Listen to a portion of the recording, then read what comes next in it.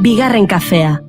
Iñigo Etxarri, Arrate Hernandez eta Iñigo Asensio.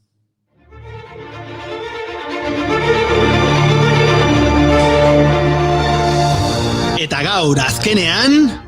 Tolosatik zuzenean ari gara! Joe, kosta zaizuen, Agusin? Aizue, hoi etzegoen ere esku, faseak eta konfinamentua eta... Bai, bueno, nahi ezuna. Baina azkenean hemen geha, Tolosan, Arrate, Tolosan gaudela, Tolosan, tio. Ea saldu diguten bezain Tolosa den. Bueno, asentatu bazeate, gaurko berriak irakurtzen hasiko geha, ezta? Oida, venga, eurra. Guazen, Euskal Autonomia Erkidegoak eskumen osoa izango du gobernatzeko 3. fasean, eta deseskalatzea bizkortu ahal izango du horrela. Datorren astelenetik aurrera Euskal Lurraldeen arteko erabateko mugikortasuna baimentzea aurre ikusten du, baina ezin izango da autonomia erkidegoen artean mugitu. Nafarroako gobernuak oso balorazio positiboa egin du erkidegoek deseskaladako 3. faseari buruzko kudeak eta erkidegoen esku geratzeari buruz. Pedro Sánchezek alarma egoeraren 6. luzapena azkena izango dela esan du. Bihar Madrilek 6. eta azken luzapena onartuko du eta aurreikusi dute uztailaren batean Estatu Espainiar osoan mugimendu askatasuna izango dela. Eta Estatu Batuetan istiluak etxe zuriraino iritsi dira. George Floyd arraza beltzeko gizonaren heriotza salatzeko egindako protestek beste gau batez jarraitu dute Estatu Batuetako hiri nagusietan. Donald Trump presidenteak mugimendu antifasistari egotzi dio istiluen errua. Donald Trump etxezuriko bunkerrean sartuta egon zen kanpoan ematen ari ziren istiluek beldurtuta ordu betez. Eta zeresana eman duen bere azken txioa honakoa izan da. Ameriketako Estatu Batuek erakunde terroriste izendatuko dute Antifa. Atzo New York eta New Jerseyko poliziak belaunikatu egin ziren protestei elkartasuna adierazteko. Arrazakeriaren aurkako manifestazioak igaro ondoren, Amerikako Estatu Batuetako hiri askotara zabaltzen diren protestei elkartasuna adierazteko burutu zuten ekintza hori. Ei, eta etxean, zemuz asteburuan, terrazetan izan zete igual debako ondartzan, ez? Jakintzazue Donostin, taberna bat salatu dutela, jendeari kanpoan zutik edaten uzteagatik. Donostiako udalak jakitera eman duenez, udaltzaingoak 24 esku hartze egin ditu eta 3 pertsona identifikatu dituzte bide publikoan egoteagatik. Agian jendea aztoratuta dabil, hain luze egin ote zaizkie 2 hilabete tabernarik gabe. Agian horregatik esku hartze eta identifikazioak. Bilbon besteak beste 58 urteko gizon bat atxilotu dute kristalezko kopa batekin beste gizon bat erasotzeagatik. Hori dotorezia izu kristalezko koparekin. Eta Bilbotik Baionara egingo dugu salto, izan ere Etxegarai eta Etxetoren artean jokatuko da Baionako alkatetza. Ekainaren 28an Jan Rene Etxegarai jarduneko auzapeza eta zentro eskuineko hautagaia eta Henry Etxeto PSko ordezkaria buruz buru arituko dira. Nahi tein dezute, ez? Futbolaren inguruko notizianik ematearena, en fin.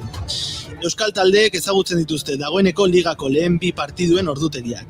Alabes izango da lehena Espainolen zelaian hilaren 13an, eta gainerakoak igandean hilaren 14an estrenatuko dira Athletic Atletico, Real Madrid Eibar eta Real Osasuna derbiarekin. Oso ondo, Etxarri, taldeak ezagunak intzaizkizu gutxinez. Efemeridei buruz gaur zer dugu esateko?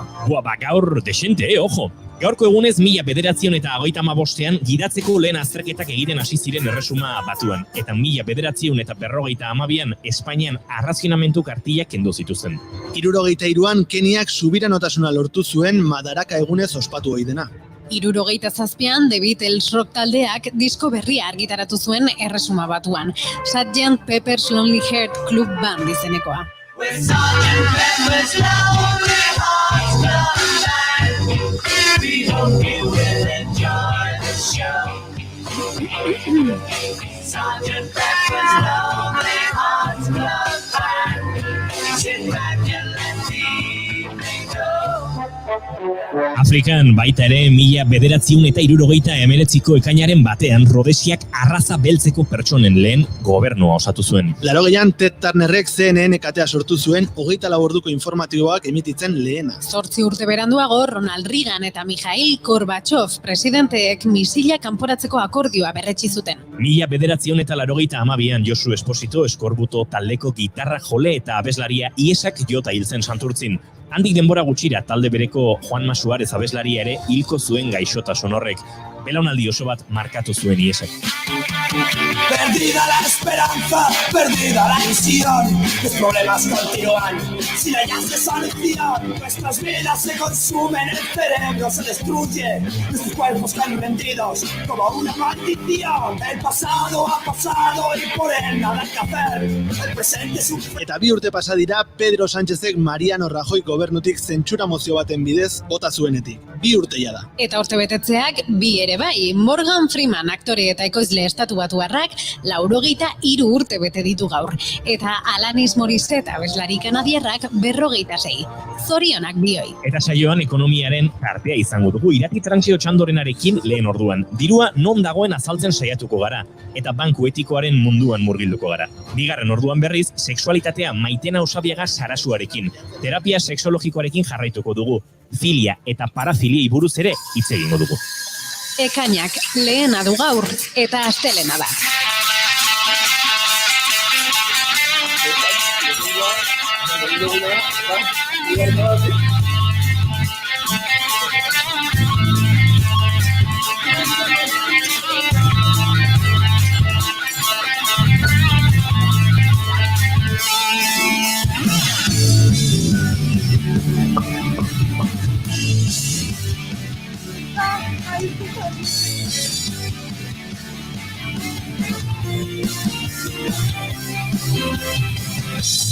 Zuekin, Inigo Etxarri, Arratsaldean dena izango. Arrate Hernández, Inigo Asensio, Kaixo denoi, ongi etorri dira.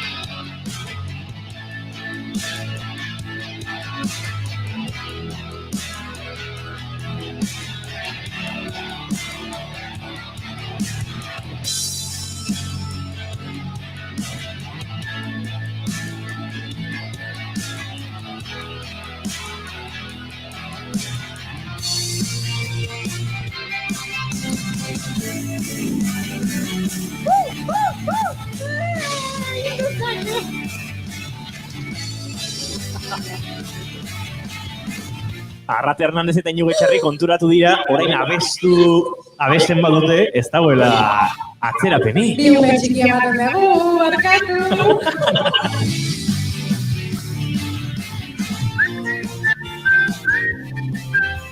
Segundo batera, Zamba!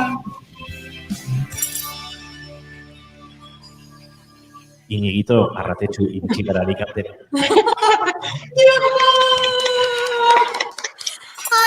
Benetan esaten zenun iritsiko ginela egun batean, Egia zen iritsiko ginela eta iritsi gara. Oraindik gure ohiko entzule zareten ontzako eta batez ere gure ohiko ikusle zareten ontzako, noski, estetika arraro egingo zaizue eta oraindik konpondu, zaindu eta txukunduko dugu, baina elkarrekin gaude eta egin dezakegu hirurok batera gauza bat esan.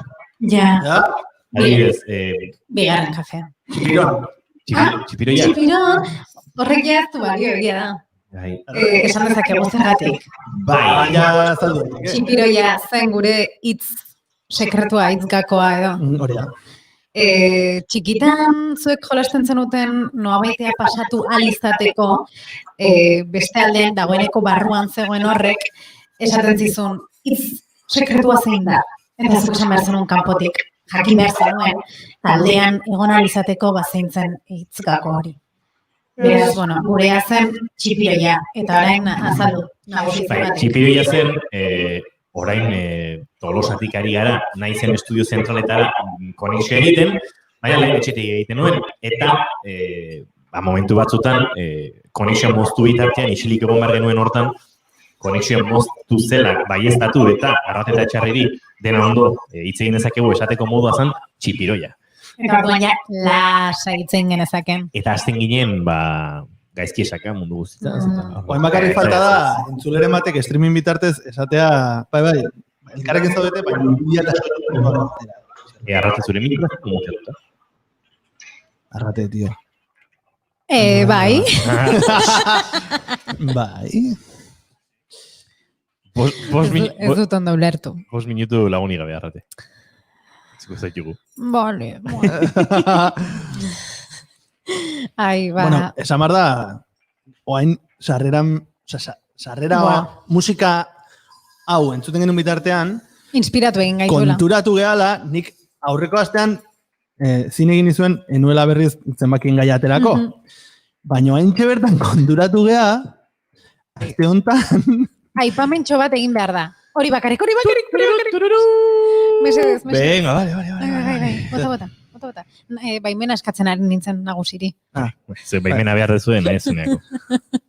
Ez, lehenengo eguna izango dela bat, lehenengo eguna astelena izango dela bat, asteartea izango dela pit, hola. Eta hori da, lehenengo eguna, Tolosan gauden lehenengo egunak, kointzidituko du, ekainaren lehenarekin. Beste aste borobil bat. Astea espero zaidan hauekin hemen. Amatxo maitia. Earra, etzea, espertuko. Bueno. Ganean astea borobilduko dugu, ez? Astea borobil amaituko da, bai. Da zenbaki borobilarekin ere bai. Ere bai, tripontziarekin.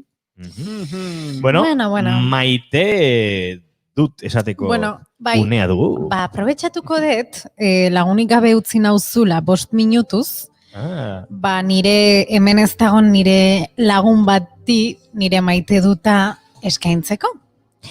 Gaur nire maite duta nire gertuko pertsona batentzat da, bere urte betetzea delako, eta pertsona horri esan nahi diot miresten dudala, oso abestuta sentitzen naizela berarekin, bere ondoan, eta beharrez dudan arren, nahi dudala pertsona hau.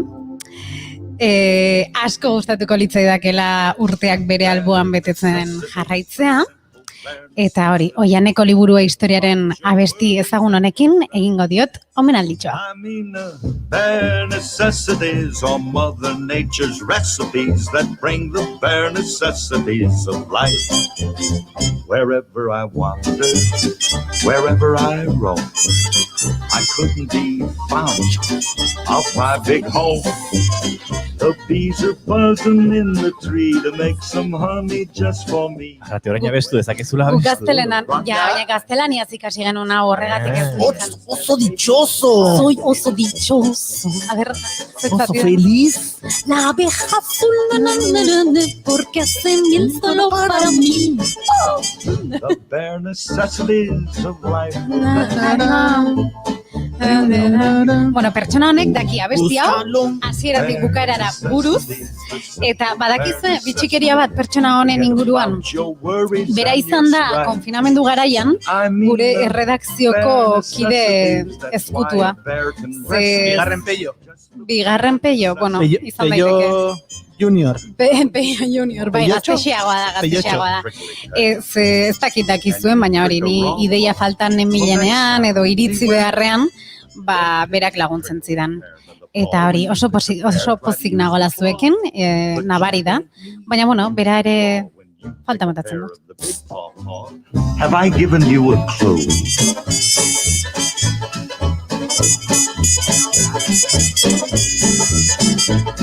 Etxarri, eta zuk ze maite duzu? Arrapatu nahuzu, neukan euli bat, katilloan. Euliak ez ditu maite, Etxarri. Ez gorrotu ditut. Euliak maitatzea zoofilia litzateke, ez da? Benetan, nun dago loturen kartela? Nun dago? Lotura bista! Benetan, ekarri du originala. Behin egin zuen, eta ez du sekula beste dik egin. Etxarri, nola litzateke audio modura, venga, entzazu lotura bistan sekuentziatu bat. Hola, ointxe, venga, pa. Igual, submarinoren bateko zeakin, hola. Lotura bistan! Ezagit, holako zerbait. Etxarri, ze maite dezuzuk? Ez jazute sinistuko, ze asteburu aukiet, bakizute, Pasaido Nibane inbaditu dutela asteburu hontan, inbaditu, eta gaina zerrikiro utzi dute, eta, hoien, ez dut esango zerri utzi dutenen parte direnik, baina, nor topatu nun San Juanen?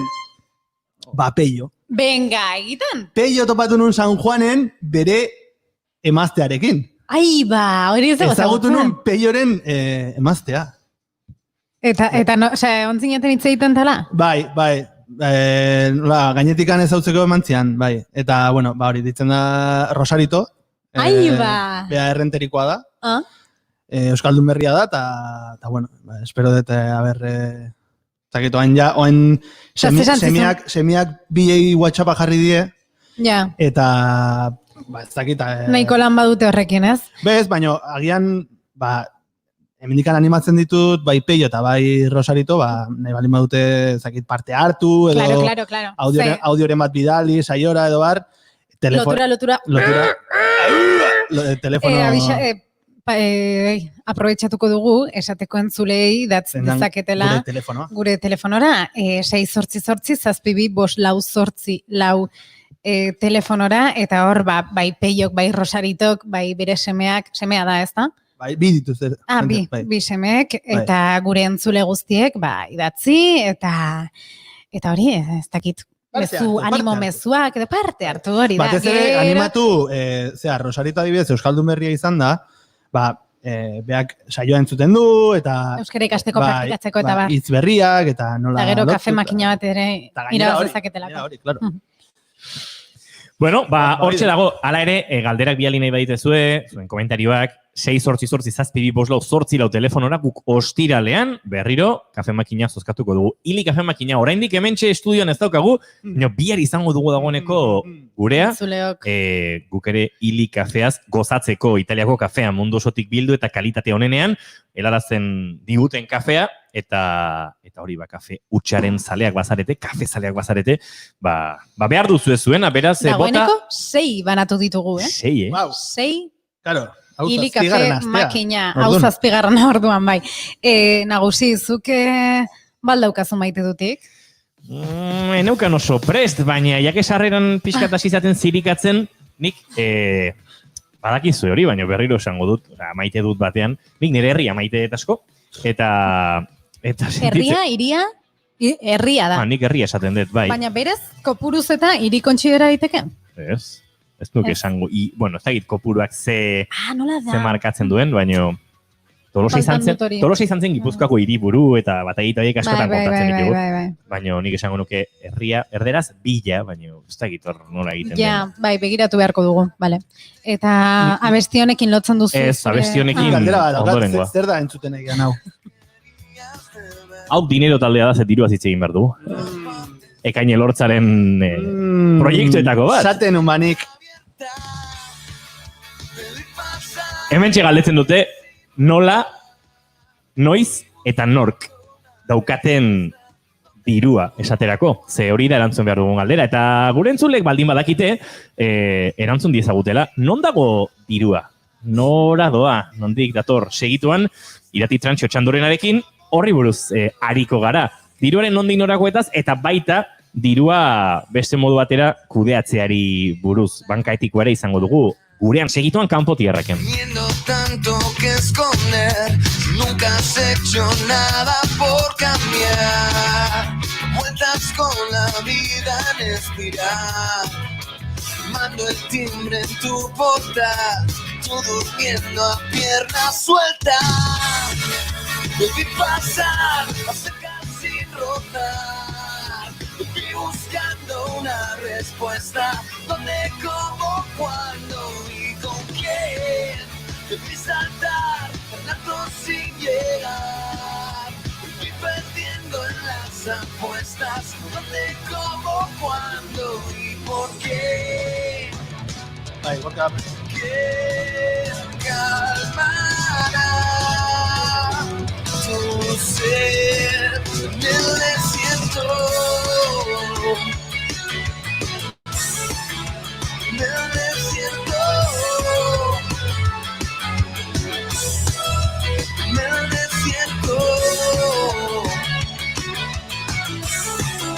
En el desierto.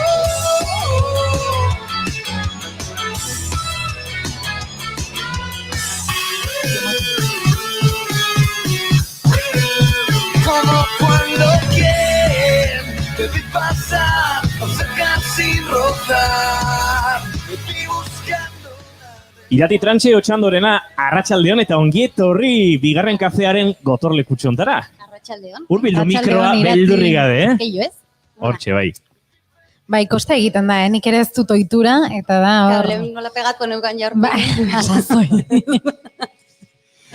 Bueno, Irati, aurreratu dugu zerretxo bait, diruan on dagoen, edo behintzat diru gordeleku diren banku izeneko hiek ere nondik nora dabiltzan, nondik datozen, eta kanpotiarrago izateko ere bankuen inguruan badaukagula zeregina. Hori ere azalduko dugu, eta gainera gure gaurko kanpotiarrak honetan badugu gonbidatu berezi bat, gurekin dagoeneko ez fisikoki, baina bai gure streaming sistema honen bestaldean, eta bera ere agurtu egingo dugu. Arratsaldeon, Gorka Julio. Kaixo, arratsaldeon. Barkatu, arratsaldeon berriro unire ikatsi izan da, nago ohituta zuek bestaldean oain urrun izatea. Arratsaldeon. Arratsaldeon. Kaixo. Primera entzute zaitugu. Normal... Envidia pixa bat ematea jaso jakin izan manu mikro guapo oitako bat jarriko nuke, ere? Badaukat, baina da tope fake, jarriko nuke, hola? Zakat entxufatuta. Baina, bueno, ondo entzuten bada, ondo entzuten da. Harri atrezo moduan baldin badare. Zuk jarri. Claro. Hori da. Hortxe, listo. Irratian dena ez da egia. Dena gezurra ere ez da. Diruaren inguruan ere nik esango nuke gezurra eta egiak, bueno, balantzan jarrita, ez dakit zerk irabaziko luken, baina Irati Tranchek bere gidoian horrela jarri du, zertarako uste zu jarri duzula. Zertarako sortu ziren bankuak. Bai, gaur egun ezagutzen duguna, ez? Hola, sistema finantzia, bueno, Gorkazuk nahi dezunen, sartu nahi dezun, hola, aportazioak, Vale. Ezagutzen dugula gaur egun olako sistema finantzieroa, ez? Bada olako monstro bat eta lehen esan dezu nun dagon, eta bueno, zati handi batez ez dugu ikusten ezkutuan dago, edo ez, badagolako orduan, baina hasiera batean sortu ziren helburu jakin batekin, ez? Eta bazan informazioa kudeatzeko eta behar desberdin horiek, ahalbidetzeko, ez? Eta orduan, bueno, pixka bat hortik, ez? Sorreran bazeukan olako zentzu bat, eta gaur egun bihurtu da olako monstro, ez? Nahiko zaila dana ulertzea, eta nahiko zaila dana ere bai jakitea zehazki ze gertatzen den, ez? Horrelako, olako sistema arrotz eta opako baten, ez? Horre, zertxo bait kokatzeko edo, karri ezkiguzu hainbat adituren bideoak, horiek ikusten gaituztenentzako azpititulatuta daude, baina entzuten gaituztenentzako ere, bikoiztu ditugu, eta hain zuzen ere finantzak ekonomia reala adalbidetzeko egin beharreko bide hortaz hitz egiten du gizartean, aberastasuna sortzeari buruz, ez da Irati? Bai, hori da. Badau, norbaitek ikusi nahi badu dokumental osoa, badago finantza zaratago web orrialdean, eta guk hortikan, zatitxo batzuk hartu ditugu pixkatzez, ulertzeko nola edo zertarako sortu ziren hasiera batean, bankoa. Finantzak ekonomia zientzia modura hartzen hasi zirenetik, hau da, 18. mendetik, beti esan izan da finantzak benetako ekonomia sustengatzeko jarduera bat direla. Finantzen zeregina hau izan beharko litzateke. Batetik aurreztu dezaketen eta finantza edo diru soberakina duten pertsonen edo erakundeen aurrezkia hartzea. Eta bestetik, zenbaitek sobera duten dirua beharra duten erakundei uztea. Denetako ekonomiako jardueretan inbertitu dezaten eta horrela gizarterako aberastasuna sor dadin. Bueno, askotan gertatzen dugu, azalpena ulertzen dugu, baina errealitateak gero azalpenetik urrundu egiten da Irati. Bai, guztiz. Hori ez, esan dugu hau sorreran, eta horrela oso argi ikusten da ez, baina gaur egun ikusten baldin badago nola funtzionatzen duten, konturatzen gea definizio horrekin, oso urruti dagoela ez, definizio hortatik, eta orain ez dala erraminta ez, baizik eta orain helburua bihurtu dala finantzak bera ez. Diru metaketa badala helburu eta ez erraminta ez. Eta horregatik, geroago hitz egingo dugu, baina, banka etikoak edo finantza etikoak ez, nik uste badutela, berriz ere horretara sortza eta erraminta bat izatea ez, eta ez helburu, diru metaketaren helburua edo hori izatea ez. Orduan, Eta hori azaltzen digun bideotxo bat ere karri dugu. Entzungo dugu. Finantzek pertsonen zerbitzura dauden tresna izan behar dute. Finantziazioa eman behar diete pertsonei, enpresei, batez ere ekintzaileei, beren negozioak errazteko. per a facilitar els seus negocis. Finantzek inola ere ez dute helburua bera izan behar. Finantzak helburu bihurtzen direnean espekulazioa bilakatzen dira eta horrek pertsonen aurka egiten du. Acaben convertint-se en especulació i en contra de les persones. Finantzak helburu. Nola dira finantzak helburu, Irati? Nola iritsi gara finantza helburu bat izatera eta zergatik hor pertsonen aurka egite hori? Pero hori, finantzak erraminta ez diren enean, ez? Eta hasiera batean, ez? Baziren laguntzeko, truke, hasiera batean bazegoen olako trukea, ez? Eta orduan nik zerbait behar baldin manun, eta beste batek, eta produktua trukatzen ziren, baina gero ikusi zen, batzutan produktu horiek trukatza zaila zala, ez? Eta orduan, hor hasi zena dirua, orain dela aste batzuk hitzen genuen hortaz, ez? Eta dirua erabiltzen, truke hori edo erreste aldera. Baina beti ere helburua produktuak ziren. Produktuak edo zerbitzuak edo behar desberdinak. Baina gero, poliki-poliki bai juntzena da aldatzen sistema eta bihurtzen, dirua produktu bera. Eta orduan, helburua jaetzen gure beharrak asetzeko zerbitzu edo produktu horiek lortzea, baizik eta diruak gero eta gehiago edukitzea. Banku sistema sartzen da zuzenean hor ekuazioan, eta banku sistemen funtzionamentua ere ulertu egin behar da, ez Irati? Bai, eta hori da zaila dena, ez? Eta, horretarako ere, ekarri dugu, pelikulak laguntzen dute, ez? Eta beste noizbait erabilegu pelikula, eta badago pelikula bat, El Concursante, 2007koa da, krisia baino lehenagokoa, eta krisia gero ez, gauza asko erakutsi dizkigu banku sistemaren inguruan. Baina pelikula hau interesgarria da, zen bada irakasle bat, ekonomia irakaslea da, historia ekonomiko erakusten du, izugarrizko saria irabazten du, baina, sariak izugarrizko balorea du, baina ematen diotena da, gauzak ematen dizkiote. Eta konturatzen da, nola sistema horretan sartuta, bukle batean bezala gertatzen dela, ez? Eta bukle batean bezala dagola, eta bankuek sortutako sistemak poliki-poliki ito egiten diola. Orduan naiz eta balore asko, diruz, balore askoko gauzak eduki, hori gero eta itoago dagola, eta orduan ezin dula hortik atera, eta azkenean dago bankuen menpe. Orduan nola, ez? Behar hori sortu dioten horiek, gero ito egiten dutela, ez? Eta pixka bat gure realitatean ere hori pasatzen da, hainbat ez, maile gurekin, zorrekin, eta orduan ikuste eta adibide.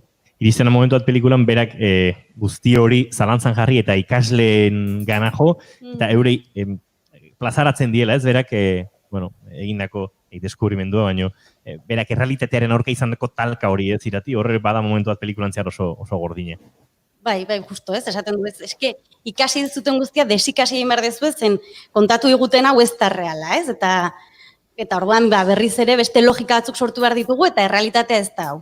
Orduan, Nola funtzionatzen duten bankuak ere, bankuek nola funtzionatzen duten azaltzen du, eta pelikularen tarte zatitxo batean behintzat, helduko diogu azalpentxo horri.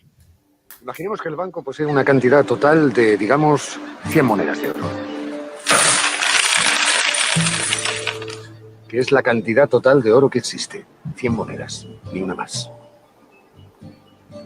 Además del hombre bueno, existimos otras 10 personas. Usted, yo, un herrero, tal vez un par de ganaderos, una costurera. 10 personas en total. Todos necesitamos oro para comprar y todos hemos pedido un préstamo. 10 monedas para cada uno. Un total de 100 monedas.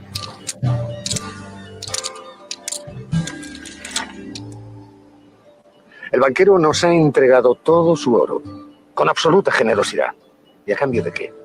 ¿Un simple 10%? ¿Una monedita por persona? Es justo. Pero... Eso es. Pero, según Pitágoras, tenemos un problema. Baina arazo bat daukagu hor, Irati. Pitagorasen arabera arazo bat daukagu, txamponen eta oinarrizko txampon hoien eta finantziazio hori lortzeko ordainen inguruan, ez? Bai, zen hor esaten du, ez? Badago lako tarta oso bat, eta orduan guzti hori mailegutan ematen da, baina karo, gero interes horiek, ez, bueltatu egiten dira. Orduan, 100 txampon baldin badaude, eta 10 txampon ematen badizkiotez, 10 persona desberdinei, eta bakoitzak interesetan txampon bat itzuli barbaldin badit, azkenean 110. Gehiago. Claro, 110 txampon daude, ez? Ordan horren bitartez sortzen da diru, baina claro, nola ez badaude. Claro. Ordan hor sortzen dena da, ez? Horrelako sistema bat inoiz ezingo dala guztiz itzuli. Zen ez daude fisikoki, ez? Ez daude, ez dago diru hori bueltatzeko moduan. Ordan zein da arazoa eta horregatik esaten da, ez? Bai, kapitalismoa arazoa badala eta orain ikusi dugu. Gelditu ezkero sistema hori, ez, edo denak nahiko bagenu momentu berdinean, ez, diru guzti hori jaso, ezingo litzake, zen sortzen ari gera, ez, nonbaitetik, orduan. Eta hori, kasu honetan, txamponekin hitz egiten ari da, txamponetaz hitz egiten ari da pelikulan, eta ja urte askotan zehar, 1971 arte, dolarra eta urrea parekatuta zeudela. Zertatzen da, gero eta dolar gehiago sortzen zijoaztela, ez? Eta orduan, konturatzen zirela parekidetasun hori gero eta zailagoa zela. Dolar gehiago sortzen zituzten, maileguak emanez? Bai, maileguak ematen, edo atzerrian gastatuz, edo zen azkenan banku zentralek dirua sortu ezakete ez modu honetara. Baina hor bat zeon, nolabaiteko kontrola handiagoa zen dolarrarekin zegoen parekatuta. Gertatzenak gero eta dolar gehiago eta urrek kopurua berdina izanik. Orduan, erabaki zutena 1971an, Estatu Batuetako presidentea zan garai hortan, Nixonek erabakizun urrea eta dolarra ez ziela parekideak izango. Eta orduan hor ja irikitzen dena da finantzari, ez, izugarrizko mundu finantzieroari izugarrizko aukera esan duke, aukera hontaz irabazten ateratzen direnentzako, claro.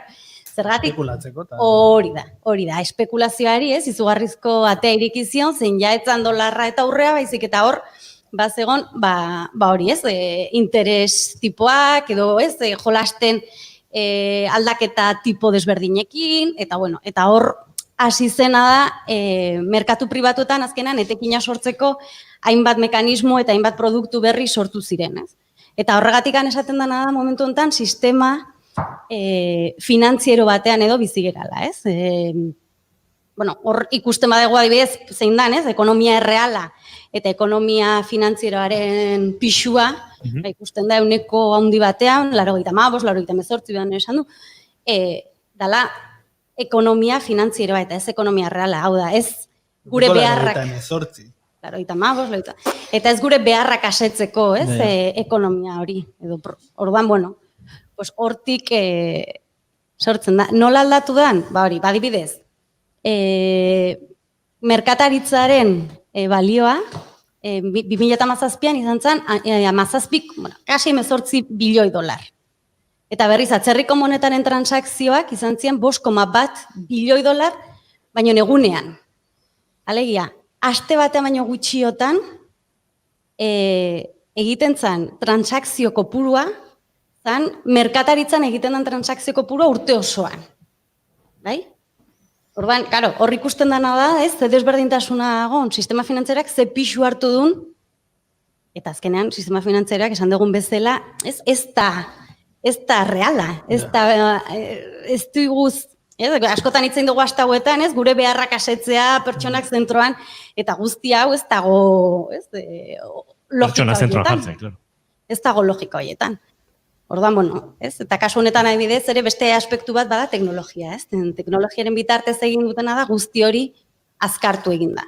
Eta lehen adibidez, ez, akzioak, esaten da bataz bestez, 4 urte egoten zirela, ez, norbaiten esku, eta momentu honetan, milesimatan teknologiaren bitartez, sal erosketak egin daitezke akzien bitartez, ez, eta azkenean, esaten da, 20 segundu edo irauten dutela akzioak leku, edo persona baten eskutan, ez, orduan, eta, nik uste guzti hau, ez, 2008an ikusi zela, azkenean, ez, krisiak, bankuen krisia izan zen, bankuena, ez bakarri bankuena, sistema finantzierona ez, bankuak badira bat, baina, ez da, gero entzuten ditugunez, inbertsio talde, makro talde guzti hauek, eta horratzean dauden, ez, hainbat eta hainbat enpresa mota desberdin, ez?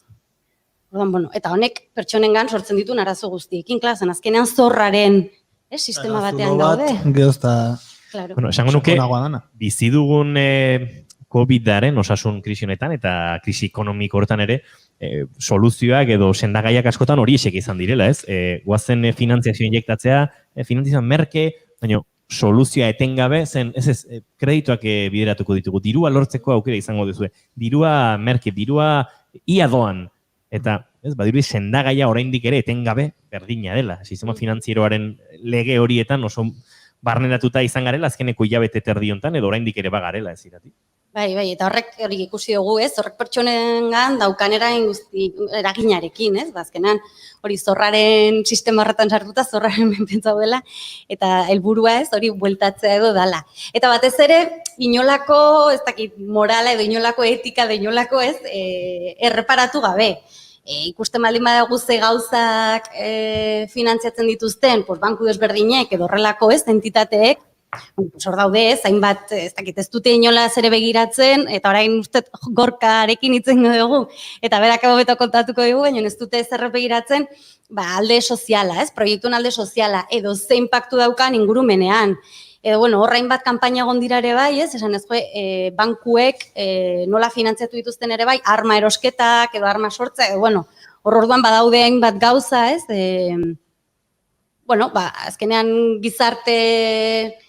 gizartea eraldatzeko ahalbidetu zezaketen, ez, hasiera batean horrelako zerbait pentsatuta zeon, ez, bankuak horretarako balio zezaketela, eta momentu honetan, izan da, ez, gutxi batzuen interesen menpe daudela. Hori, Quebedok ere esan zuen irati. Etxarri, badaukazu, frikikeria dator... Txoin, eske, utzi nauzu pixkat, esan jazu Quevedo, eta utzi nauzu... Recuperatzen egin nahi. Quevedo, gongorata Quevedo, guatzezea gongorata Quevedo, bazudela bi... DBH-era saltoa. Ez daukat kartelik. Ez, audio bat egintzazu? Frikikeria biztan. Orain izango zen turuta bat edo, ez? Halako zerbait, turuta bat. Entzun, iratik ikarri dugun,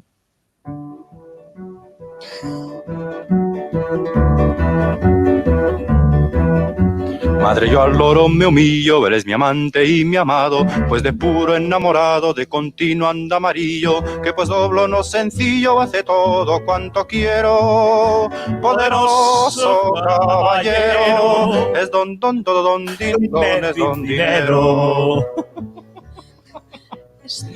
A ver, gauza bat, hau, Paco Ibañez handia da kantuan, eta respetu batekin. Baina egia da, ostras, hola bapatean bigarren kafean Quevedo, Paco Ibañez, izan dela... Nork esan oligukin. Lubrikante pixka bat behar genuen. Ontarako irati. Edo zein kasutan, sarrera emango diogu lubrikantirik gabe, zuzenean, eta... Xikuan. Gorka Julio hori ze, hor daukago xikuan. Hor daukago zei gizona, pentsatzen, ostras, nun sartu naiz ni, ze, zoologiko mota da bigarren kafe hau, baina zoologiko hontan gauza serio eta hitz egiten ere badakigu, eta gustatzen zaigu. Hortaz ari gea. Eta hortaz ari gea, eta banku etikoetaz aritzeko, nik uste, gonbidatu benetan egokia dela Gorka, ez da irati? Bai. Ezagutu ginen erolako, ez? Eraldak eta saiakera baten, ez da. Eta, beto kontatuko dugu, COP27, ez? COP27 Euskal Herrian parte hartzen duzu? Bai. Eta kontatuko dugu zu beto zer den COP27, baina, nik uste oso interesgarria dela, ez? Esaten genuen sistema honetan, pixka bat hitz egitea, sistema finantziero bat, banku etikoetaz, zen, ikusi dugun bezala, ez? Ekonomia ez errealari lotuta egonik, ez? Ekonomia espekulatzaileak hartu duen garrantzia, eta batez ere, ez? Sistema finantzieroak azkenean dirua uzten degunean, ez? Ez dakigu ze gertatzen da horrez. Eta nik uste sistema etiko edo banku etikoek badutela justo hori, ez? Transparentzia eta jakitea gure diruarekin, ez? Ze gertatzen den, eta horrek nola ze inpaktu positiboa daukan kasu honetan, ez? Gizartean. Bai, eta, zentzu horretan oso garrantzua horrelako saioak egitea, Zen ekonomiari kendu behar diogu lehenengo gauza da aura hori daukan teknikotasun aura ez digute erakusten, eta okerrena da ez digutela erakutsi nahi. Osea, letra txikia irakurri beharko gaeno, eta, karo, letra txikia da. Eta horrelako saio, bintza balio dute sozializatzeko. Nerian, antzeko gauza gertatzen zait arlo teknologikoakin. Jendea jartzen du horrelako paret bat, eta esaten du, teknologia, utzi. Errealitatea da, bai teknologia eta bai ekonomia egunero erabiltzen ditugula, beraz, hobe jakitea zertarako eta nola, eta albada daukagun diru gutxiarekin, nun jarri zer egin edo zer egiten den behintzat hori zehatzea. Eta hori da proposamena finantza etikoena, oso xumea dena. Hainbeste abizen jartzen dizkiogu gaiari, beldurra ematen duela, ez? Azten gehanean ekonomia hitz egiten dugu batzuk hitz egiten dugu ekonomia soziala. Ekonomia sozial, solidario, ekonomia sozial, eraldatzaia. Eta abizen guzti horiek dira, lagun batek ekonomilaria eta doktorea ekonomian esaten du bezala, jartzen ditugu, ekonomia lapurtu digutelako, zen ekonomia zuek, irati oso ondo esan bezala da, jendearen beharrak asetzera bideratutako jarduera bat. Eta noski, hori horrela izan da, ekonomia ez dena bestea da, ekonomia kapitalista, baina normalean horri buruz hitz egiten dugu.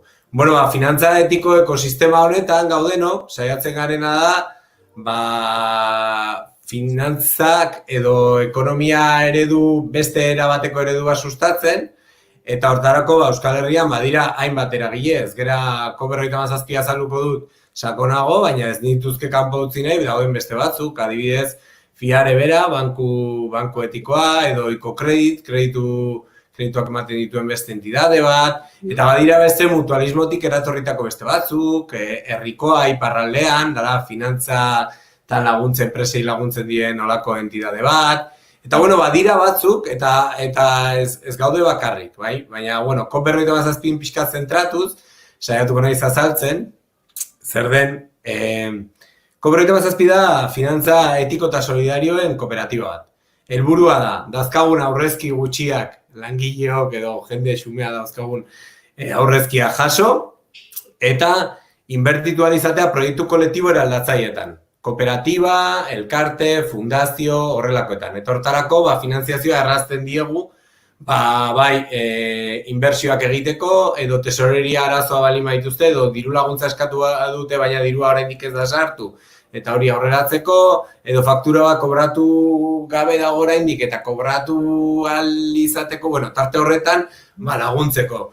Eta saiatzen garena da, noski, COP27 parte hartu behar izateko, bazkide izan bartzara, bazkide aurreztaile izan zaitezke, hau da, nik aurreztu nahi dut, nire dirutxoa nun utziko dut, COP27 bazkide egiten naiz, eta horra aurreztu dezaket, jakini proiektu horietan erabiliko dela, eta bestela, izan zaitezke, zerbitzu bazkide, hau da, hartzaile proiektu horietako bat, proiektu bat dakazue, kristona, eta saiatuko gara laguntzen. Eta pixkat ezberdina da, gurean, etortzen diren bai proiektu, bai ekimenak, aztertzen dituelako batzorde sozial batek, hau da, etikoki aztertzen dira, eta batzorde tekniko batek ere aztertzen ditu, hau da, biablea diren proiektu hori.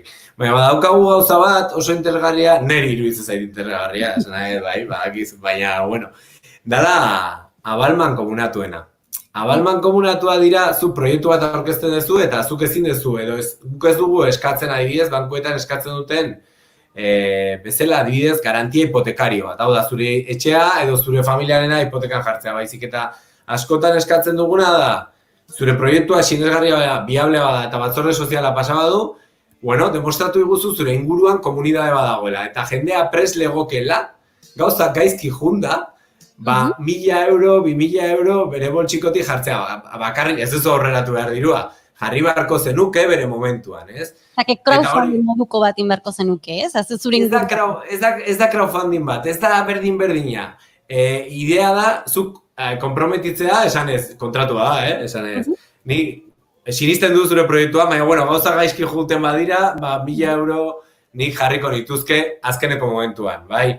Baina bakarrik gaizki jungo balitz. Bai, eta da konpromiso adierazpen bat, ez? Gaude ohituta behar bada, gu gehiago gara, laguntzak, txonda, eta ez dakizer, baina horrelako estrategiekin lagundu ahal izan ditugu proiektu asko, ez? Horka badago matiz bat ez egiteko, edo badago alde bat ohiko partner edo hoiekin, kasu honetan, diru hori jartzeko pres legokeen horrek, gauzak ondo badoaz ez duela inongo etekinik espero proiektu hortatik.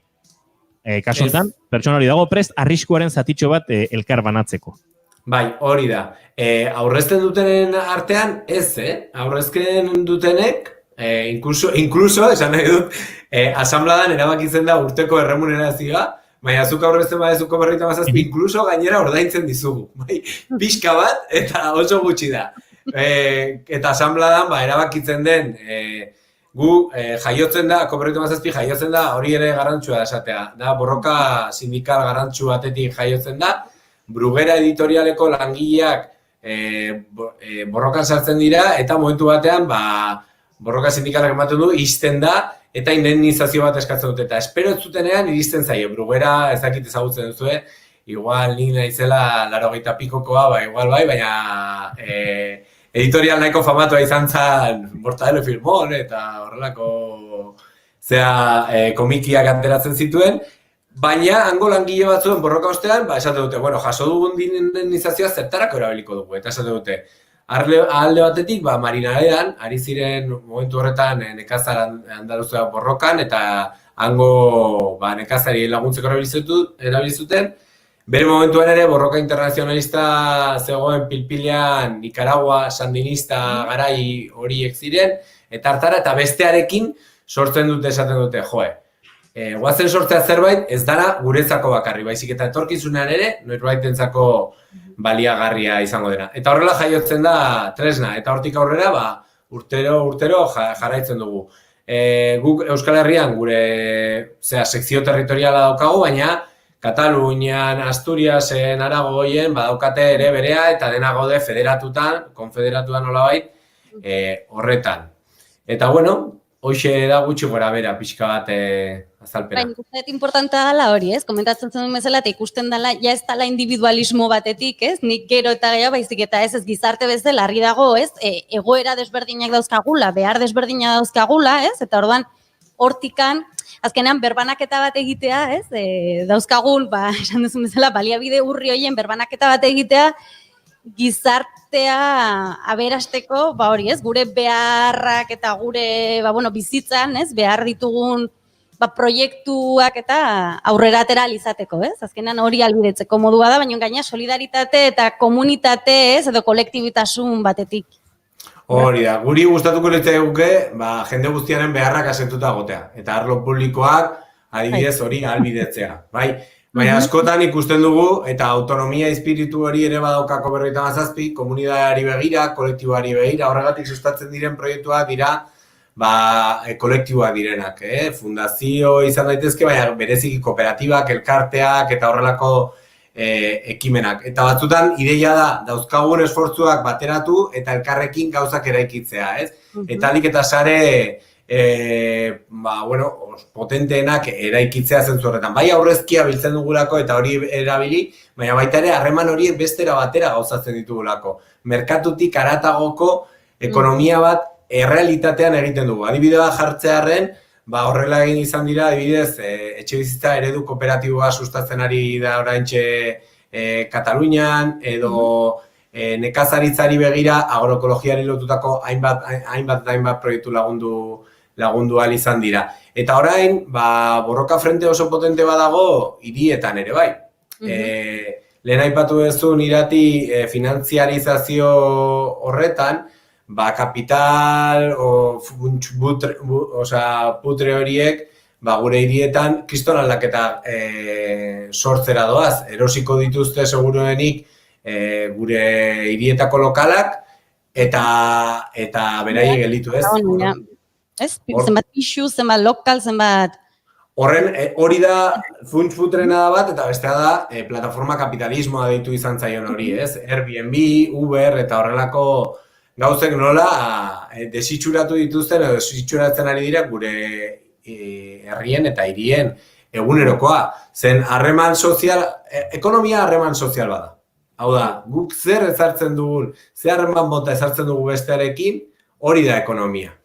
Eta argi dago, oraingo ereduan, sustatzen den harreman eredu hori merkantilizazioa dela. ez beharren asetzea, ez guztion aldeko edo komunen aldeko, beti gelditzen da arraro euskeraz, baina jarrera bat, ez da hori, sustatzen dena da, merkatua bideratutako eta bakarrik, nolabait, errendimendu ekonomiko bat, atera alba da hortik. Ez da behar sozial bat izan daitekelako adibidez, herri txiki batean dagoen ostatua ez iztea. Hori kriston ekarpena da herrira, baina ez gera hortaz ari. Eta orduan, finantza etikoen alorrean gabiltzanok, beste erabateko ekonomia horretan sinisten eta lanean diardu. Eta astero saiatzen ez, hemen hola lehiotxo bat irikitzen, konstiente izan da hori, ez? Ekonomia, azkenen pertsonen erlazioa direla, eta sortikan, ez? Dauden ekimen desberdinak eta dauden alternatiba desberdinei, lehiotxo bat iriki eta horietaz hausnartzen eta ikusten, posible dala, ez? Eta bazaudetela hainbat talde eta hainbat kolektibo horretan lanean, eta gu ere ez, hola, bai, erabiltzaile bezala banku batean, ez, kontua irekin edogunean, edo aurrezki batzu dazkagunean, eta ez dakigunean zerrekin, pentsatu ezakegula, ez, hortik, aukera desberdinak daudela, eta beste, azkenean, gizartean, ez, daukagun diru horrek guztiz eragin desberdina auki dezakela, leku batean jarri edo besteetan, ez? Bai, gauza bada, kontsumotik ere egin daitezke gauzak, baina Koberroita Zazpi zelako entidadetan saiatzen gena aurrezko horiek baliatzea, benetan eraldaketa bat burutu alduten proiektuetan. Eta hori da helburu xumea, eta dauzkagun aurrezki txiki horiek.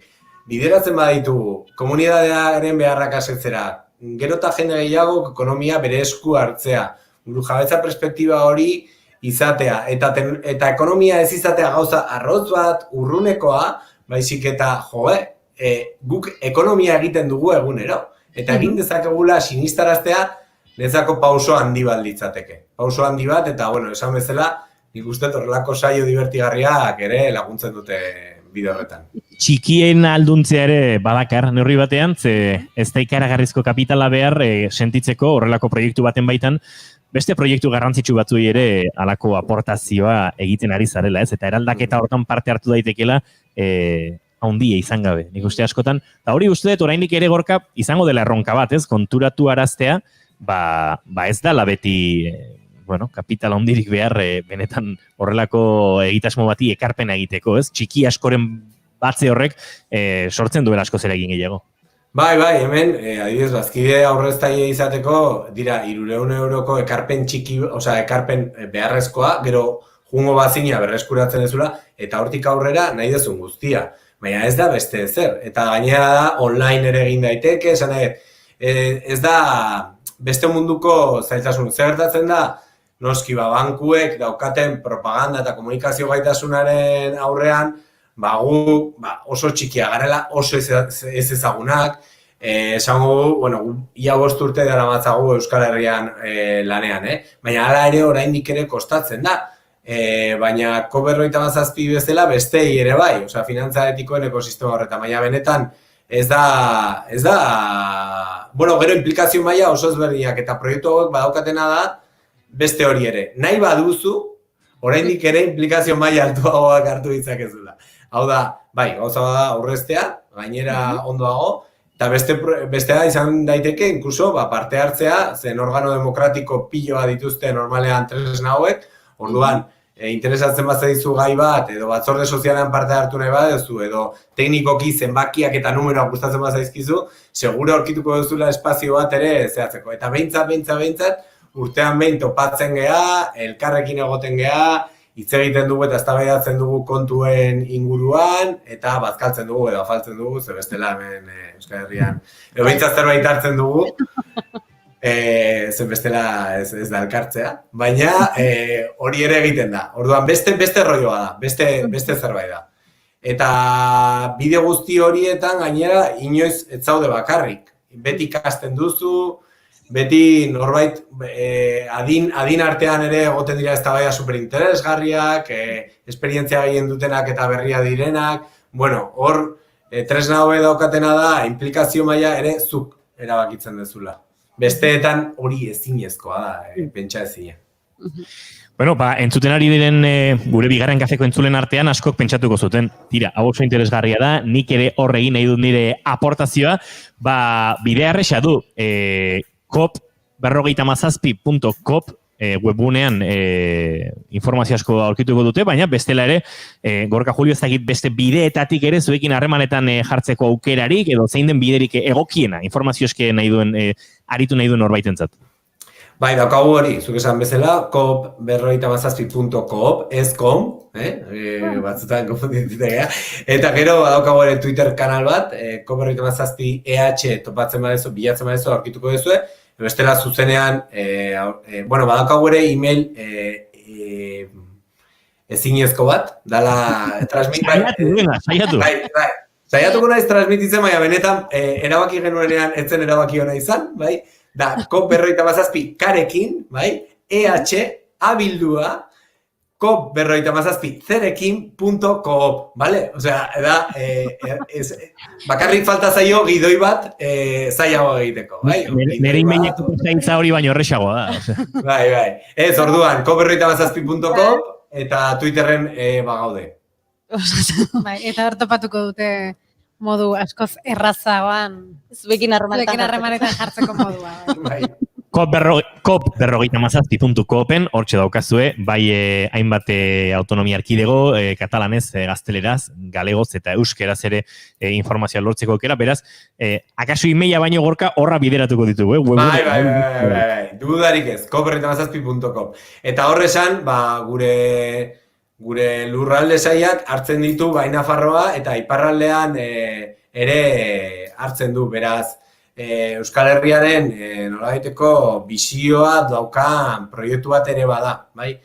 Beste federatua gaude, Katalunia, Madrid, Aragoi eta horriekin, baina Euskal Herria bere ikuspegi integralean saiatzen ari gara atenditzen. Bai aurrezte mailan eta bai, oraindik ez ditugu egin operaziorik, ez dugu egin adibidez operaziorik iparralean, baina hasieratik kontutan hartzen dugun zea bada. Bueno, hori ere iritsiko da iritsi beharreko momentuan, eta guri ere, arratsaldeko 5 hurbilduta bezala, Gorka Julio agurtzeko ordua ere iritsi zaigu. Mila esker, Gorka, eta, izango dugu berriro zure berri, eta izango dugu horrelako proiektu interesgarriak gurera, bigarren kafera ekartzeko aukera gehiago. Mila esker, eta horren arte. Eskerrik asko, aio. Eta Irati Trantzia zuere agurtu egingo zaitugu, nahiz eta gaur fisikoki etorri zaren honetan, akaso gurekin lokalean jarraitu nahiko duzun, ze Maitena Usabiaga Sarasuaren tartearekin bagoa segituan eta sexuaren inguruan ariko gara, eta beti ere horrek bisipoxa puntu bat. Astelena da, eta arratsaldea, Eta... Temazoa! Badator? Bagoaz? Bega, ba. Aio, Irati. Agur.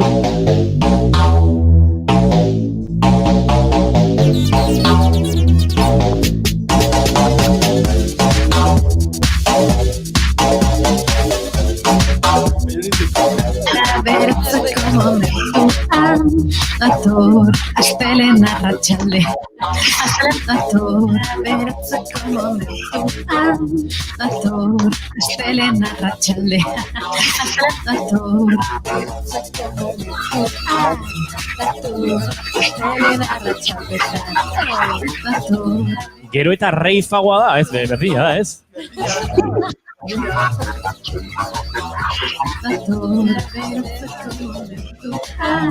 Dator, astelena arratsalde.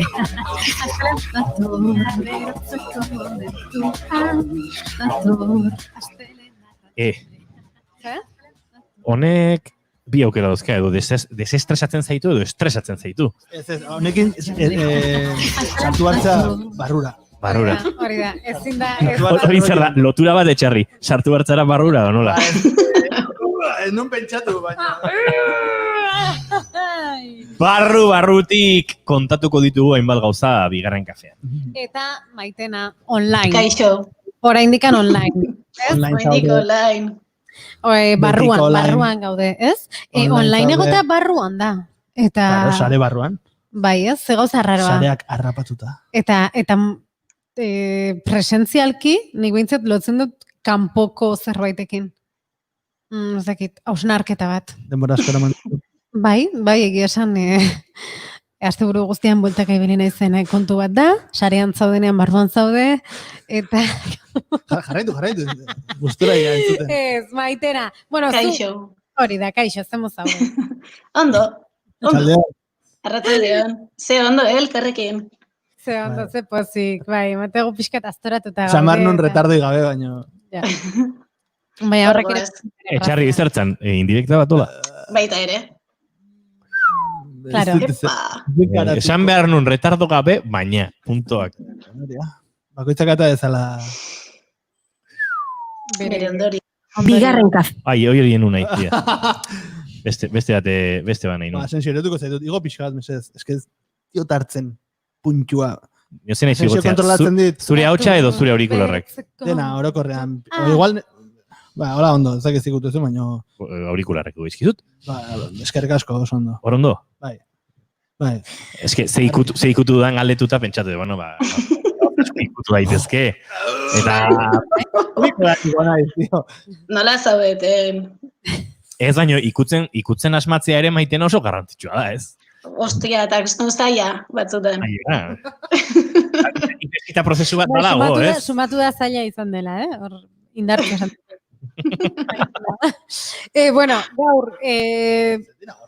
gaur ere egingo dugu terapia sexologikoa eta esan dugu online izan beharko, datorren astetik aurrera espero Maitena zu ere gure artean egotea. Hala ere, ohituta zaude, ez? Dagoeneko ja ohitura hartu duzu terapia sexologikoa online egitea? Jo, egia esan bai. Hasieran beti esaten honez, modu honta ezin du izan, terapia ez da gizer. Baina egia da, ohitu indiala. Bai. Eta gustoa o nola? Bai, egia esan uste baino hobeto.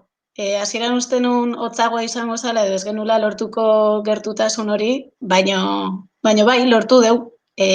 Fisikoki nahiagoet, baina bai, bentsat prozesua honen akompainamentu egiteko balio izan digun erramita bat izan da bai. Hori da, bueno, guk ere terapia sexologikoa irratira ekarri dugunez, nolabait moldatu behar izan dugu, ez? Ezin delako beti presentzialki egin, eta horretarako jarri dugu erantzungailua martxan, Peioren ideia izan zen, egia esan, bueno, ondo funtzionatu du, eta hori, Peiok telefono erantzungailu bat jarri du martxan, bera oso pozik dago, eta esango nuke, bueno, entzule bat zuen kezkak edo jaso ditugu, eta beraz gu ere pozik gaude. Funtzionamendua hauxe izango da, berak entzungo ditugu, erantzungailuan jaso ditugun mezuak, eta zuk Maitena, emango diezu erantzun bat? Bai, bueno, esan nahi nun, olako kontsultak, telefono kontsultak eta bar jasotzea ditugunean, ez deula ezer bueltatzen momentuan. Osea, esan nahet, beti berdeu saio batzuk baino gehiago, jendeak inetzaiteko, ikusteko behien egoera zein dan, osea, kontakizunan pixkat sartu, ez? Osea, ez daude formula magikoak, denak ez du balio denantzako, eta oso garrantzitsua da norbanakoa entzutia, ikustia, elkarre ezagutzia, eta orduan sakontzen jutia. Orduan, bueno, a ber, entzun, eta akaso konponbidea izan daiteke, zuke terapian jaso dituzun antzeko egoera batzuk azal, eta ez? Bueno, konponbidea dena delakoak proposatuko ditugu. Bueno, aurrera entzungo dugu lehen mezua. Ongi etorri bigarren kafeako erantzungailu automatikora, utzi zazu zure mezua seinaleanen ondoren. Papa, bueno, hausen erikasua. Bikotea eta biok ez gaude ondo. Ez dut aguantatzen. Egiten du neozerk, haserretzen nau edo indiferentzia ere sortzen dit. Horrek noski gure harreman erotikotan eragina izan du. Soluzioa dauka honek, eskerrik asko. Hortxe ba, Lena. Hortxe ba. Konfinamenduan asko entzundan komentario bat, Bai, bikoten artean eguneko 24 ordutan, ez? Ja ez dezula, eski iteun edo zerrek molestatu iteit, ez? Bai. Bale, kontatuko kasu bat, demanda edo berdina izan zen, eta, bueno, gure saiotan askitzite dugu limitei buruz. Limiteak, bai, bikote barruan, eta bai bikotea kanpokoakin dazkate limitean inguruan. bai? Bikote barruan deitzen dira intradiadikoak, limite intradiadikoak, eta da ni eta bestean artean badago limiteik edo ez, fusionalagean, osea, ez dago ezu, ez ni, banatuta ondo, eta hor pixkat aztertzen jutega, ez? Bakoitzak bere espazio pertsonala dakan, zaintzen duen, holako gauzak. Eta... limite edo muga horiek, adibidez zer izan daiteke muga bat? Bakoitzak bere espazioak eukitzea, imaginatu, nik gustatzen zai futbola jolaztia eta zuri ez dakiz egitea, ez? Bakoitzak espazio horiek mantentzea, adibidez. Badaude bikote batzuk dena elkarrekin iteutenak. Adibidez. Holako espazioak, edo erropa, edo fisikoki etxeberdinan bizigean, edo ez, edo gauza askok aldu izan. Osa, bikote bakoitzak dazka bere limite propioak esango dugu. Ados? Eta gero daude bikoteak kanpokoakin dazkaten limiteak. Beste sistemakin, familiakin, lagunak, lana, maitaleak, badaude, guzti horiek nola eragiten duen bikotearen barruan. Eta kasu honetan, etorri zian demanda berdinakin, ez gara ondo eramaten, eta kokotaino gaude, eta gure harreman erotikotan ere ez gaude ondo, junginan horri itzaiten, ez? Eta indagatzen pixkat behien historian. Eta konturatu ginean, bikotekide baten ama oso presente zegoela harremanean. Ara. Eta astero, behintzat behin, jute zela behaiek bizizian etxea, eta orduan sartzezan, eta aztezan dena garbitzen, konprakite zitun, jartze zitun gauzak bere modura, ez? Orduan, claro, bikoteantzako izan da, kideantzako, kiston inbazio sentimentua zekan, ez? Bere espazio pertsonala inbaditzen zuen bere bikotean amak. Eta, bueno... Hemen bikote bat dago, baina ama baten ama da. Eta baten ama horrek akaso ez du hain larritzat joko, hau, ez? Hori da, hori gertatzen zen. Hain argi adieraziko guztiz negatiboa dela beretzat hau, molestatu egiten duela, ez? Eta ez duela nahi, ez? Zaila da esatea. Hori da. Bai, azkenean, kasu honetan zan emakume bat eta gizonezko bat, eta gizonezkoan ama zan etortzen zana etxea, ez? Orduan, tipuak etzun esaten ezer, egoera horren aurrian, eta etzun defenditzen bere bikotea, esango deu, eta bere bikotea sentitzen zan, oso gaizki. Eta, bueno, orduan limitei buruz hitzeiten eta junginan, eta lantzen, ze garrantzi dakan, ez? Limitea jartzia eta harremana zaintzia. Eta, bueno, kasu honetan mutilai tokatu zitzaion limitea jartzea bere amakiko. Eta, bueno, hola pixkanaka, behien harremana berrera egiten, eta hori izan zen lanketa nagusia. Eta kasu horretan izan zen ama, baina izan zitezke, ama hori izan daiteke, ez? Bai, edo zein. Lanak adibidez. Lanak gaur egun kriston eragina daka guretan, ez? Eta gure bizitzatan. Hori da. Seguro nik, ez? Hori da. Bai, imaginatu ni lanetik egunero rakarra, eta iristen naiz nire bikoteana, eta gure konbertsazioan erdia baino gehiago, dia lana iburuz. Hori ere limitea bai da ez Maitena. Ondo dago elkarri arazoak eta ondo dijoazen gauzak kontatze hori, elkarbanatzea gure bizitzako beste esparruak, baina aldi berean, ostras, muga bat jartzea eta venga, ja. Osea, ezin dugu hemen buklean ibili, ez? Bestela, psikologik ez da gozotasunik hor bion artean, ez? Bai, asko erretzeu. Gure, kasu batzutan, gu iritxegea egunero 5 minutu. Kronometroa jarri, 5 minutu da eskazu zure lana zitzaiteko. Bota, eta pipipi, aio. Eta egia esan balio du. Bakoitzak gure estrategia askau, ez? Baina bai, kutsatze gaituzte, kutsatu zentzu baten esatete. Guzti hori bere lekua ematia garrantzitsua da. Beraz, kasu honen ondorioa izango da, limiteak identifikatu eta pixka bat horiek kudeatzea. Hori da. Bueno, badugu bigarren kontsulta bat, beraz, entzungo dugu. Kaixo, ez dakit zer gertatu zaigune, baina bikote eta bion arteko harreman erotikoek okerrera egin duten nabarmen. Ez dute funtzionatzen eta horrek gure elkar bizitzan eragina du. Ez dakit, hoxe, mila esker.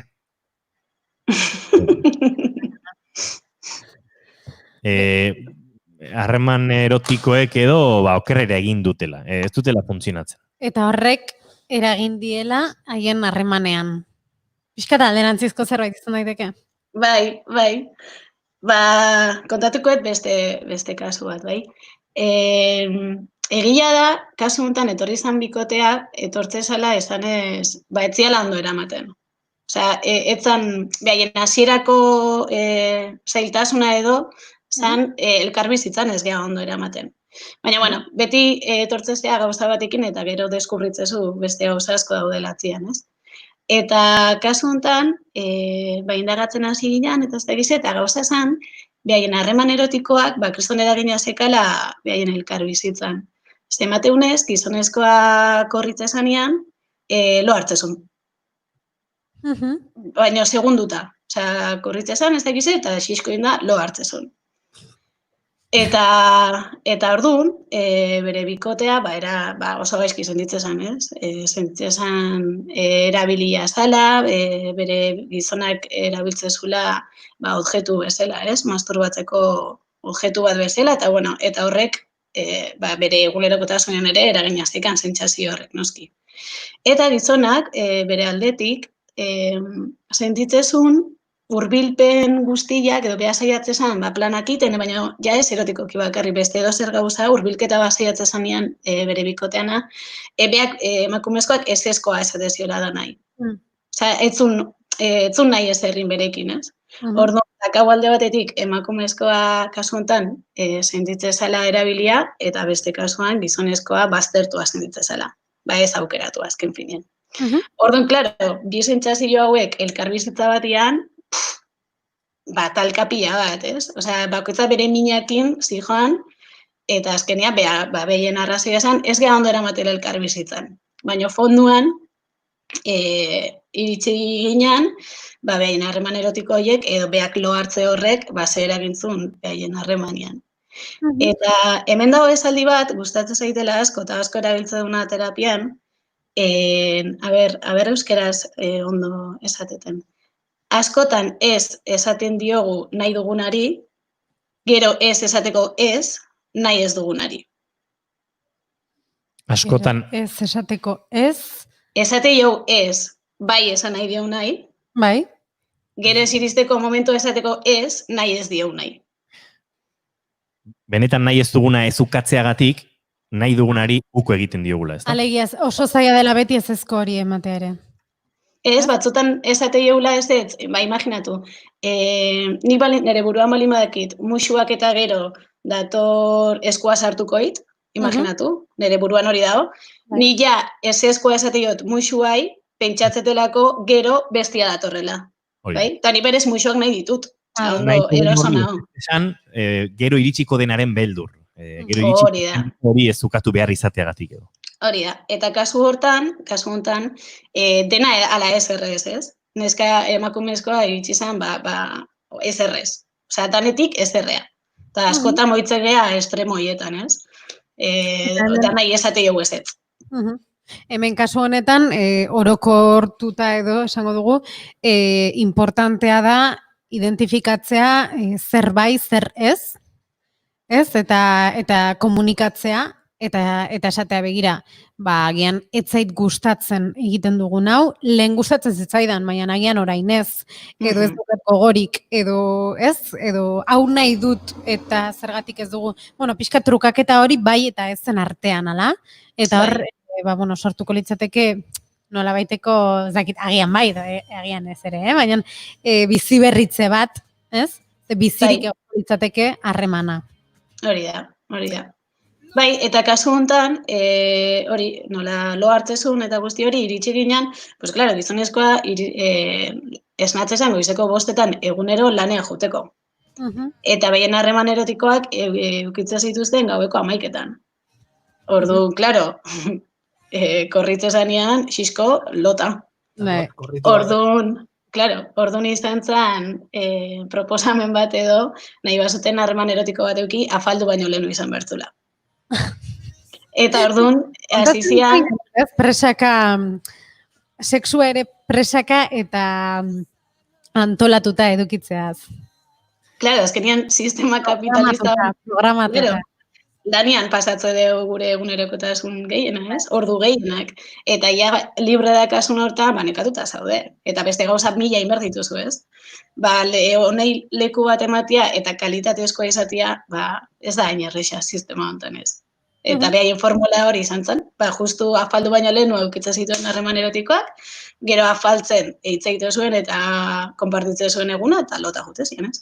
Eta, hau ez da soluzioa, baina baigia bidiak, errazten juteianak elkar bizitza eta behin bizipena, ez? Oso, ondo. Urrengoa entzungo dugu, hemen ari gara, sexualitatearen tartean, Maitenaren, gure erantzun gailuan utzi ezkiguten mezuei erantzuten ari zaio Maitena gure sexu terapeuta. Kaixo, Maitena, gertuko kasu bat kontatuko dizut. TPH laugarren mailan dagoen gazte batez ari naiz. Uste dut nahasmena duela bere identitatearen inguruan. Alde batetik femeninoan hitz egiten du bere buruaz, baina ez da emakumea sentitzen. Zer egin honen aurrean? Eskerrik asko. Inteligentea ematen du, asko pentsatzen duen pertsona bat. Eta behatu du bere ingurua.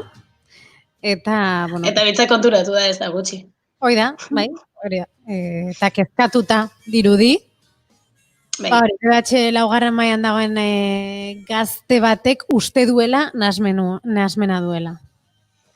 Bai, kasu honetan nola sexu hezkuntza tailerrak eta ematen ditugun, da gaztiak endebiltzean, ez zan izan kontsulta bat edo zuzenki pertsona horrek ez zuen ezer adirazi, baina bere kideak tailerra ematen izan bitartean, ikustezun beak nola bere burua femeninoan hitz egitezu, baina gero gizona bezala ez ditzen, eta ikustezen hor ez zehola eroso, ez? Eta gure teorian barruan edo gure puntu bat da denak intersexuala gehala.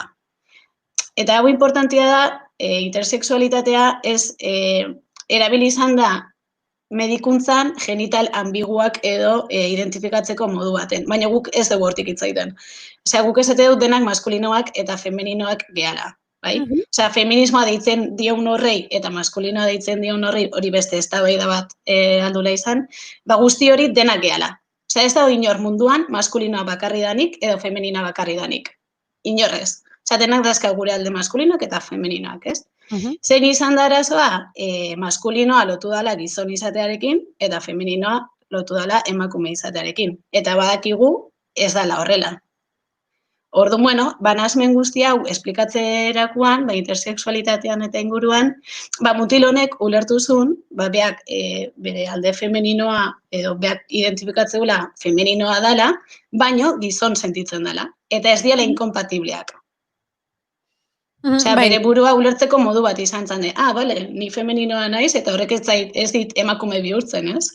Edo ez naiz gutxiago, gizon gutxiago femeninoa izategatik. Eta beretzako izan zen, kristona, ez? De repente bere burua ulertu zuen eta esan zuen, ondo dago. Eta zuekin tratatu zen, barkatu, zuekin landu zuen gai hau? Hori da, tailerra bidez, bai. Eta intersexualitatean beti esate dago. Zama bat kendu zuen gainetikan?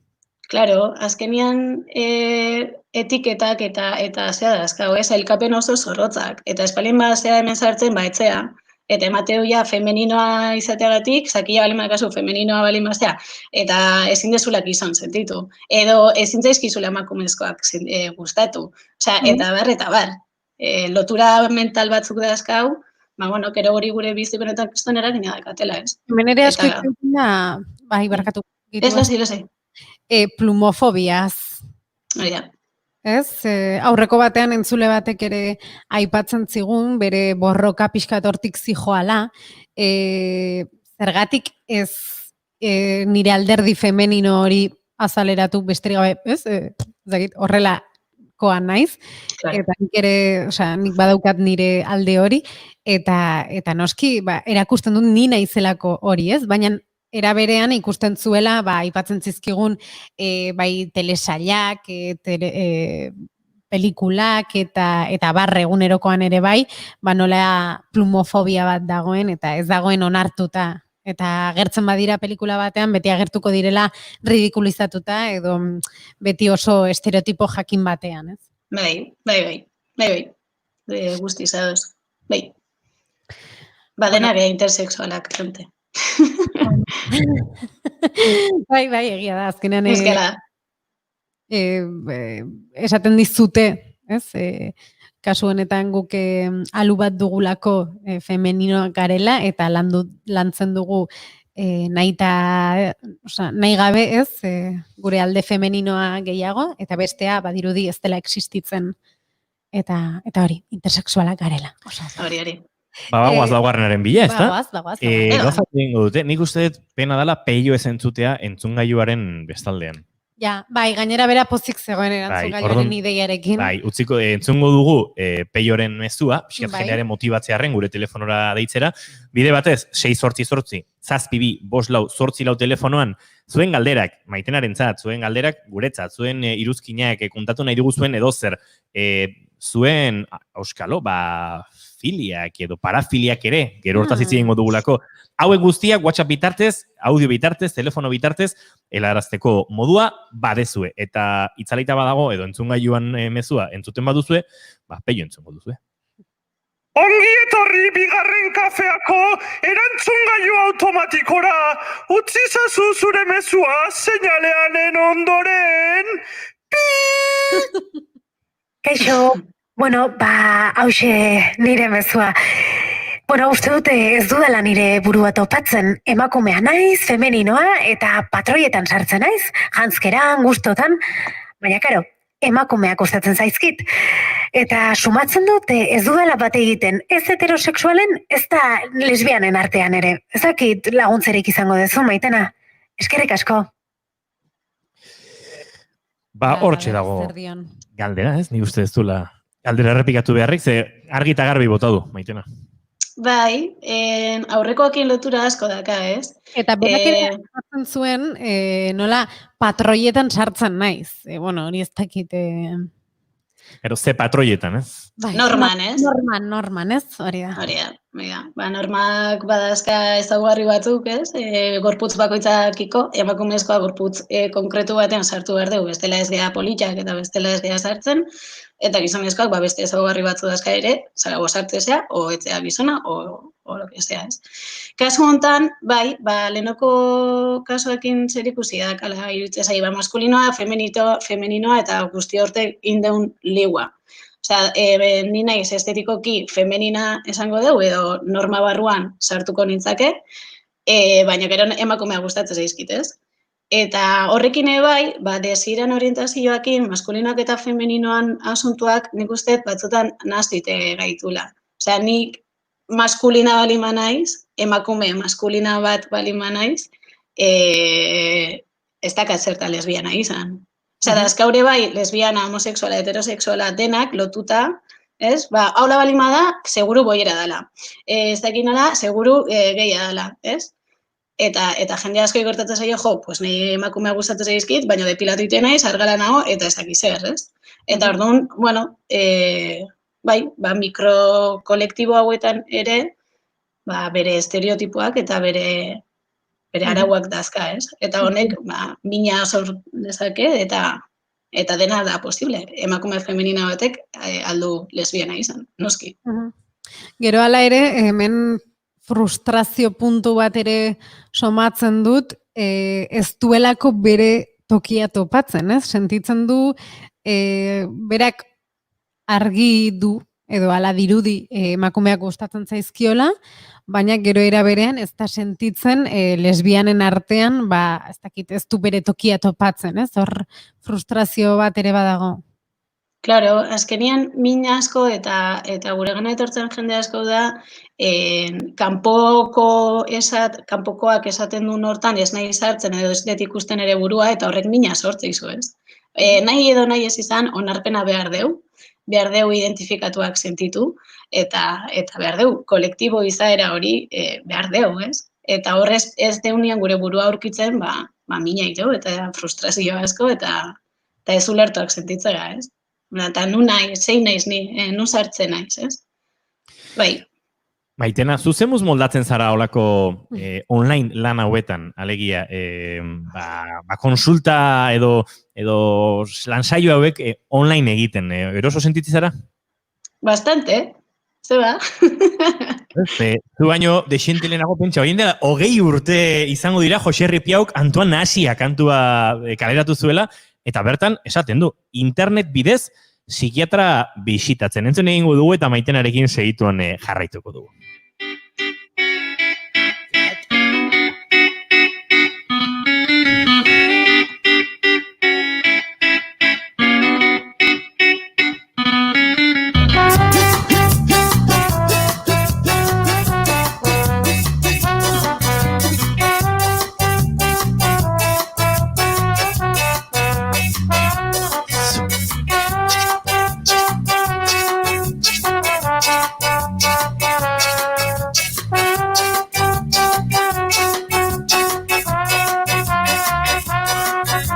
Berriro sentitzen zaitut Antoan Nahasia, nora ezean zabiltza Antoan Nahasia, gizarte honetan inor zote dao hartzen, benetan oinarrizkoa dena ez dela ikusten. Videogame kultura honetan ortopedia nagusitu da, sentimendu protesikuak mundu autista honetan. Berriro sentitzen zaitut Antoan Nahasia, nora ezean zabiltza Antoan Nahasia, gizarte honetan inor zote dao hartzen, benetan oinarrizkoa dena ez dela ikusten. Tabernak utxik, kaleak utxik, jendeak ez du irtetzeko beharrik, zarean dauden konektaturik, interneten bidez psikiatra bizitatzen. Berriro sentitzen zaitut Antoan Nahasia.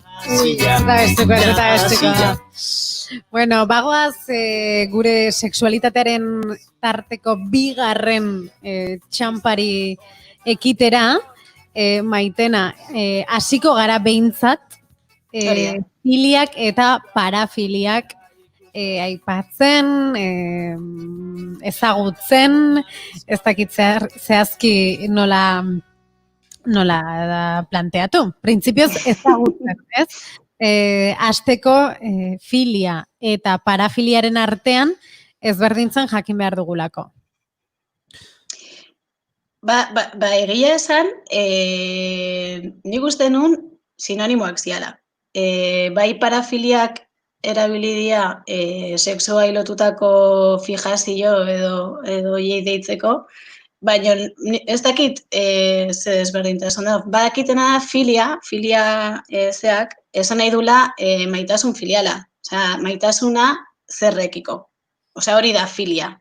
Atxizkia deitzen zaia? Bai, ez? Filia. Atzizkia edo... Bai, ez? Nik baiet esango nuke, baina... Nik ere, baina... Nik uste baiet. Bueno, sexi eta konsulta egingo du zitu. Bai,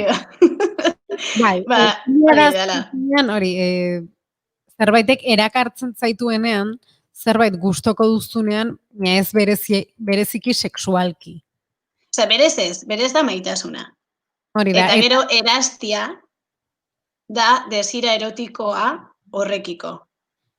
Bakarrikan, emateunez, ez deitu, osea, erabilpena edo izan da sinonimoak izango bazian bezala, baina ez dira berdinak. Hori da, beraz, zuzen hitz egiteko, edo filia sexual, edo parafilia izango litzateke egokiagoa. Parafilia, bueno, behintzat, tarte honetan aritzeko. Filia bera, zerbaitek erakartzen zaituenean ez bereziki sexualki eta esan dezakegu argi ulertzeko fobien kontrako zerbait izan daitekela. Fobien antonimoa, mi esker. Antonimoa litzatekela filia. Gauzat, para litzateke aurrizkia. Hoixe. Eta atzizkia. Eta filia? Atzizkia. Bueno, parafilian filia izan liteke atzizki. Hori. Baina, bueno, normalean aurrizkia hitz bati zentzu aldatzeko aurretik jartzen dena, eta atzizkia ondorengoa. Aztelerazko sufijo eta prefijo hoien pare. Nik esaten nun, filia atzizki bezala, zoofilia, eta filia. Osa, filia guzti horiek, atzizki horrek esan nahi dula maitasuna hacia. Eta ez dugu ondo erabiltzen. Vale, margituta. Izango zen beste, desira erotikoa eta zitzeiteakoan arastia erabili beharko genuke. Osea, pedofilia eta pederastia, adibidez, sinonimotzat jodia, baina ez dia berdina. Batek esan nahi du maitasuna aurrekiko, eta beste batek esan nahi du desira erotikoa aurrekiko. Erastia horrek. Ulertu zait? Bai, ez? Bai, esango nuke, bai. Bueno, bai. Gu bueltak ematen nahitu gara goizian zehar, Bai. Hori da, klaro, bai. Eta bakoitzak ze ustezun, eta geho zer dan. Benetan. Guri ere denbora batera mandigu. Hori da. Eta parafiliak, ikusi dugunaren arabera dira, erakargarritasun sexuala topatzen duzula sexu harremanetatik, koitotik, agian agabeto ez, koitotik kanpoko objektu edo ekintza batengan. Hor, objektu edo ekintza batengan topatzen duzu erakargarritasun sexuala, eta ez du zertan izan, ez dakit, genitalekin zerikusia daukan zerbaitek. Ez, hortik arago doazen hainbat eta hainbat gustu esango dugu edo lentasun. Bai, esan berdet, parafiliak deitzeko arrazoia edo dena hasi dela puntu diagnostiko batekin, patologizazio batetik. Hau da, norma badakau eta normak esaten du nola izan behar duten harreman erotikoek. Orduan, hortik kanpoko praktika eta gusto guztiak parafilia bezala deitu dira, bai? Esateko, jende hori, jende arraro hori, gutxieneko hori, baina desbiatuak dira, Osea, bai erabili da, sexuak beti eukidu hau, alde iskutu bat edo. Eta espalimasea hemen sartzen, ja zea pervertido bat, edo ero bat. Eta parafiliak hortako erabili dira, osea, diagnostikatzeko erabili dira. Hala ere, zuk maitena ematen diguzula alderdi psikologikoaren azterketa bat ere, adibidez, gizonezko heldu batek aurrekiko sentitzen duenean erakargarritasun sexuala edo, kitzikatzen duenenean aur batek, hori bere sexualitatearen parte da, baina hori hor sartuko litzateke etika edo zer? Gai hau da oso komplejoa, baina nik esango nuke desirak orokorrean ez dira kondenagarriak. Osea, desirak ezin dira kondenatu, zuk aldituzu kondenatu ekintzak. Osea, nik aldetin ere desirakin alditut 1000 gauzain, ez? Eta hor dia sartuko zen etika, sartuko zen morala, sartuko zen legea, sartuko zen gauza asko. Baina desirak ez ditugu kontrolatzen, osan dizuk ez dezu aukeratzen zer desiratzezun. Edo zer jartzeizun katxonda, ez? Jartzeizu. Oain, aldezu erabaki zein horrekin. Hori bai, noski. Bale, bai, pintzekin hartzeko moduko gaia da. Ez da erreixa. Claro, baina... Ez dezu akatzen. Hori da. Hori da. Akatuko eta baina. Gogoa daukat, ez? Baina askotan horrek, akatzeko gogo horrek edo aur bati nire zakila sartzeko gogo horrek arazo psikologikoak atzen baditu, edo ez? Hor nazten dira, nik uste gauza asko. Morala eta... Gauza asko. Ez da, justu desira komplikatuena aipatu dugu, ez? Edo bintzat guri jendarte bezala konflikto moral gehien sortzen digun desira da. Bai. Gero ere kulturak, esaten genuena ez, etikak eta abar, hor kultura batek ulertuko du modu batera eta beste kultura batek bestera, ez? Eta hor ere sortzen dira talkak eta azkenean zer ikusia du. Moralak. Ez da erresa. Badaude multzoak, ez? Multzokatzen dira, ze asko daude identifikatuta, zerrenda oso luzeak daude. Zuk adibidez baduzu anekdotatxo bat, ez? Sexologia ikasten ari zinenekoa, sorpresa bat hartu zenuela ere. Claro, guk hasieran ez, sartzezea eta pentsatzezu, diala bi, gustatzen zaizkina gauza erraro horiek, ez? Zu, normala. Normala. Claro. Eta orduan pasazigun, maixoa pasazizkigun 3 orrialde, lista batekin, eta agertzezan izena, parafilian edo diagnostikoan izena, eta gero deskribapena. Eta orduan bakoitza junber genuen ekiza egiten, identifikatua senditza bagina. Adibidez, kitzikatzen nau bestean ahotsa entzuteak, eta ekiz jartzen hon. Kitzikatzen nau besteakin burrukan ibiltzeak, eta ez egizer. Eta orduan, klaro. Hori galdetu diegu gure entzulei, parte hartu dute, eta hori da, eta esan behar dugu asko gustatzen zaigula entzulek parte hartzea. Galdetu dugu, borroka fisikoek kitzikatzen zaituzte bikotean, eta esan dut, gehiengo handi batek ezetz. 92% esan du ezetz. Eta hortaz 8ak baietz. Baina hori, gehiengo... gutxiko izan da, ez? Egun osoan zehar, eguneko egon da. Bai. Ez ezkoarekin. Ez, arrazoi hori. Zeuden galdera batzuk, argi eta garbi zeudela, edo bai, edo ez. Eguneko egunean, erantzunak zian bateratuak. Muturrekoak, hori da. Eta bigarren muturreko galdera da norberaren edo bikotearen kakak irentxi edo haiekin zikintzeak hori itzikatzen zaitu.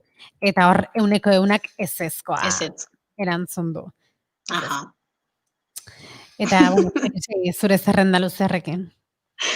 Bai, pues holako pila badaude, ez? Eta gauza batzuk, bastante arruntak diana, edo ez dakit. Eta bai, betetzian lista hori, konturatu ginean, zenbat filia dezkan. Eta gu ere parafilia dazkaula, ez? Eta edozeinek dazkala. Osa, ez daula inor. Oso zaila da norma barruan, justu hori bakarrik gustatzen zaiona, ez? Norbanako bakoitzai gure berezitasuna dazkau, eta azte balin maztea raskatzen, seguru atatzen zela listan bat baino gehiagokin, ez? Adibidez, parafilia esango dugu onartuen artean zein sartuko zen ituzke. Esan nahi dut, behirtukoet, bai. Ez onartua izango litzateke, edo oso muturrekoa, eta kakarena ere bai, ez? Bai. Gero adibidez horre galdetzen genuen beste galdera bat zen, ea depilazioak, edo genital depilatuek erakartzen zuten entzulea, edo ez, gehiengoak esan du ezetz, 74%ak esan du ezetz. Ez duela genital depilatu batek erakartzen edo estitatzen edo kitzikatzen, ez? Eta guk zer gehiago galdetu dugu. Hankaluzeak, ez? Hankek, orokorrean, ez? Oinak. Lastantzeak. Hori bastante komuna da, ez? Osea, inda, bintzat popular bihurtu da, ez dakit. Bai. 47ak eman du baiezkoa, eta 43ak. Así que, baiezkoak gutxigatik irabazi du, baino... Horrere zer ikusia izango dute, denean bezala, ez? Gure iruditerian eta baina filmek eta, ez? Askotan, eta emakumeak batez ere lehen aipatzen zenituen horre kankana dantzatzen eta ibiltzen ziren emakume horiek, ez? Hanka guztiak bistan eta hori erakargarri egin arazi duten, ez? Bai, erotizau, bai. Erotizatu hori da. Eta nolabait normalizatu dugu parafilia hori, ez? Baina kakarenarekin alderatu daitekela berdin. Bai. Dago beste bat oso graziosoa, dala erakarpena sentitu zure alturan desberdina dakan pertsona da. Osea, zuri gustatzen dizkizula, zure alturak ez dakaen jendia. Eta hori diagnostiko bada, osea, parafilia bat, bezala dago izendatuta. Badago parafiliarik, hau esaten da, sapiosexualitatea. Deitzen zaio, Nik ez dakit. Benetan oso jakintxua den sapio sabiduriatik, ez? Oso jakintxua norbaiten ganako erakarpena edo. Nik beti esan dut, sapiosexualtzat Nik ere ez dakit beti, baino izan ditut oso sapiosexualitatetik erakarri nauten pertsonak, bai. Idealizazio batetik, ez? Bueno, benetan erakarpena sentitzen norbaiten jakituriarekin. Ematen dizun erantzun... Izketaldi batean sentitzea... Ja. Hemen... Ulertzet. Gertatu zait. Bai, ez, edo ahotsak ere, bai, edo zerbait. Gure lanbidean ahotsena, nik uste, portzentai orokortik gehiago muituta dagoela, ez? Gehiago gertatzen dela, ez? Izan daiteke. Hori enun pentsatu, baina bai, ia da. Bai, edo kontrakoa, ahots deseroso batek erakargarri izan ziteken norbaiten erakargarritasun hori uxatzea. Hori askotan, bai. Baina bai. Bai. Eta gero, estenatokian edozein hilotzeala ere, faz. Hori da, bai. Idealizatzea. Ahotsin inguruan goza esango dizuet. Otorrinolaringologia zerbitzuetan, izaten dira kasuak non pazienteak autoestimatik eta arazo emozional psikologikotatik planteatzen duen nire ahotsarekin arazoak ditut. Nire ahotsa ez nahikoa sendoa, nire ahotsak ez ditu lan aipatu ditugun normaltasun parametroiek betetzen, eta nahi nuke operatu, eta opera daitezke, eta ahotsak ozendu daitezke, bere nire ahotsa ez dator bat, nire itxura fisikoarekin, edo besterik gabe ez naiz ez dakit onartua sentitzen, edo kalte egiten dit daukadan ahotsak, bueno, hori da. Bere autoestiman hori ez duelako landu, edo, ez? Edo harremanetan zaitasunak, ez? Hori da. Normalean izaten dira oso agudoak diren ahotsekin. Gaizki ditugun pito ahots horiekin edo, ez? Eta hortik, pentsatzen maskulinitatearen ereduekin ere talka egingo dula, eta baino, akaso aldrebes ere, bai, oso ahots. Txiolandian Txiolandian asko erabiltzen da daitort, ez? Nik daitort, batzutan, ez ezkiala bat ere gustatzen ahots batzuk, eta horrek atzera ematen didala, daitort. Eta operatu aldezu? Osea, ahotskordak operatzea izkizute? Venga, beste saio baterako ekarriko dugu. Eta konta diezagula, baina bai, opera daitezke eta alako ondorioak ditu positiboak alegia. Ez da erabat aldatzen, baina zertxo bait ahotsa espero zenuen edo nahi zenuen hortara hurbiltzen denean, autoestiman eta harremantzeko konfiantzan eta bar, eragina dauka, bai. Eta Maiten aipatzen zen izkigun, parafiliez ari gara, eta parafiliak lantzen, nahiko modu esplizituan, adibide gutxi batzuk dira, baina nahiko modu esplizituan lantzen dituen pelikula bat da Kiki, el amor se hace, espainola. Eta hor azaltzen dira parafilia batzuk. Oso guaia, pelikula hori. Bai, bitu, gai hau lan. Epia gustatu zitzaidan, bai. Eta, hor agertzen dira, ez adibidez, naturan. Zuaitzakin. Zuaitzaren azpalarekin, edo asaldatua, ez nola da atakatzen zaituztenean, erasotzen zaituztenean, edo, bai, lapurreta batean bezala, ez? Atrako, bai. Lapurtzeak... lapurtzeak edo lapurtua izatea. Zuri lapurtzeak izateak. Baina, lapurtzea ere bai bada parafilia bat. A ber? Irakurri dugu hortik, bai. Lapurtzeak sexuala ematen dizu, baina ez dauka, hori da azaldu dezuen, ez daukazu momentu hortan sexuarekin aritu beharra, baizik eta lapurtze hutsak... Iztikatu ite zaitu. Hori da. Bai, eta pelikula honetan ikusten dugu nola, gaina ikusten da nola deskubritzen duten, ez, batzuk deskubritu egiten duten haien parafilia, muturreko momentu batean, gaizki pasa beharrean, gustatu ite zaiolako. Eta orduan, hor joaten da deskubritzen pertsona hau, gustatzen zaiola, ez?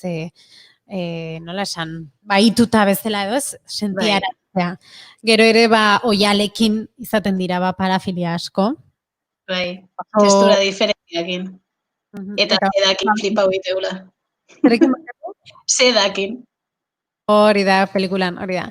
Eta gero ere egunerokoan akaso oso onartuta dagoen beste parafilia bat da zapatena. Takoizko zapatak, bai. Eta negarritiakin, negarrez norbaite ikustiakin. Malkoekin. Hori da. Bai, oso guai da. Begiratzea. Bai, nik uste pelikula honen honena dela, bakoitzak, denak dazkaula, ez? Eta humoretik eta modu oso arruntetik kontatutako historiak dira, baina mezua sakona da. Eta denok gea, ez? Eta denok dakau zerbait berezia. Entzungo dugu trailerra? Venga, pelikula den izena da, Kiki el amor se hace, ¿está? Venga. Quiero que piensen algo que se podría mejorar en el terreno sexual. De sí, ¿eh? Sí, ¿no? Se puede hablar. Sus mamadas no son muy buenas. Me parece. Lo que os pasa es absolutamente normal en una pareja que lleva el tiempo que lleváis vosotros. ¿Dónde está Paco? Hay filias ocultas, deseos que desoímos. ¿Llega el orgasmo en el coito? ¿Cómo el orgasmo? Yo os recomendaría que investigarais en vuestra propia sexualidad. Oh, te estás riendo de mí. Está todo bien, de verdad. No, no está bien. Que sí, hazme caso. Yo estoy muy cómodo. Yo estoy comodísimo ahora mismo. Pero créanme, si hay madera, si hay mechas, si hay ganas, todo se puede volver a encender. Fuego, manténlo prendido, fuego, no lo dejes apagar y grita fuego, manténlo prendido, fuego, no lo dejes apagar y grita fuego, manténlo prendido, fuego, no lo dejes apagar y grita fuego, manténlo prendido, fuego, no lo dejes apagar, vaya.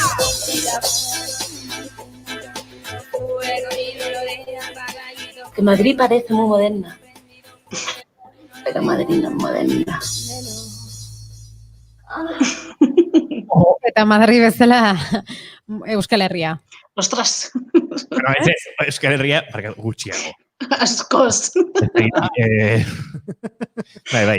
Zoritxarrez, ala da. Madridek badirudi modernoa dela Madril, baina ez dakit. Gero, benetan modernoa.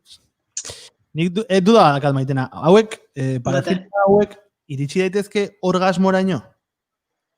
Nara. A ver.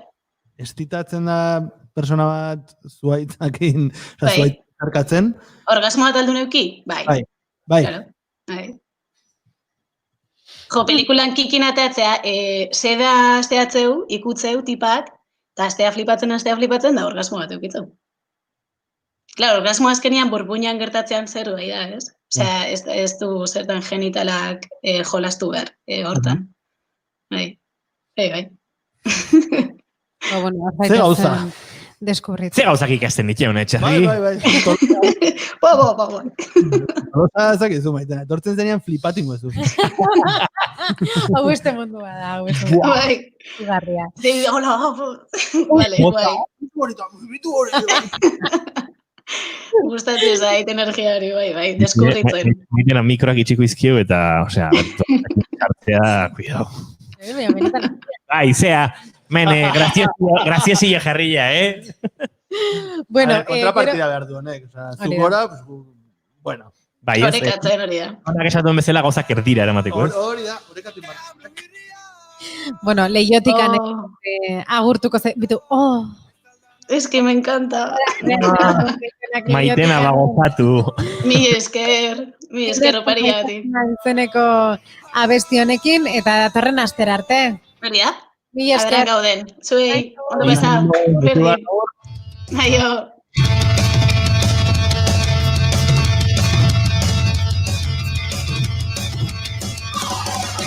Beti esaten ziguten zer lego berenan, erakutsi utzi ziguten jarraitu beharreko bidea, noski egin genuen, nahi izan genuena, baina ikasi genuen guztiaz, ez naiz damutzen,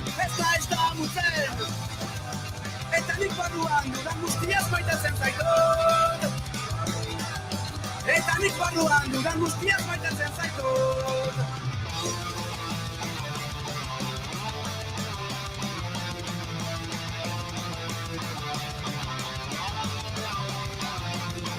Nik laztantzen zintudan, gure kontra erizan. Estatzen apaizen pedraztia, sexua suizako guardian. Zer esango dezut, aita santuen bizitzaz. Pablo Seigarrena izan, zen Montene kardinalaz. Eta nik barruan dudan guztiaz maitatzen zaitut. Eta nik barruan dudan guztiaz maitatzen zaitut.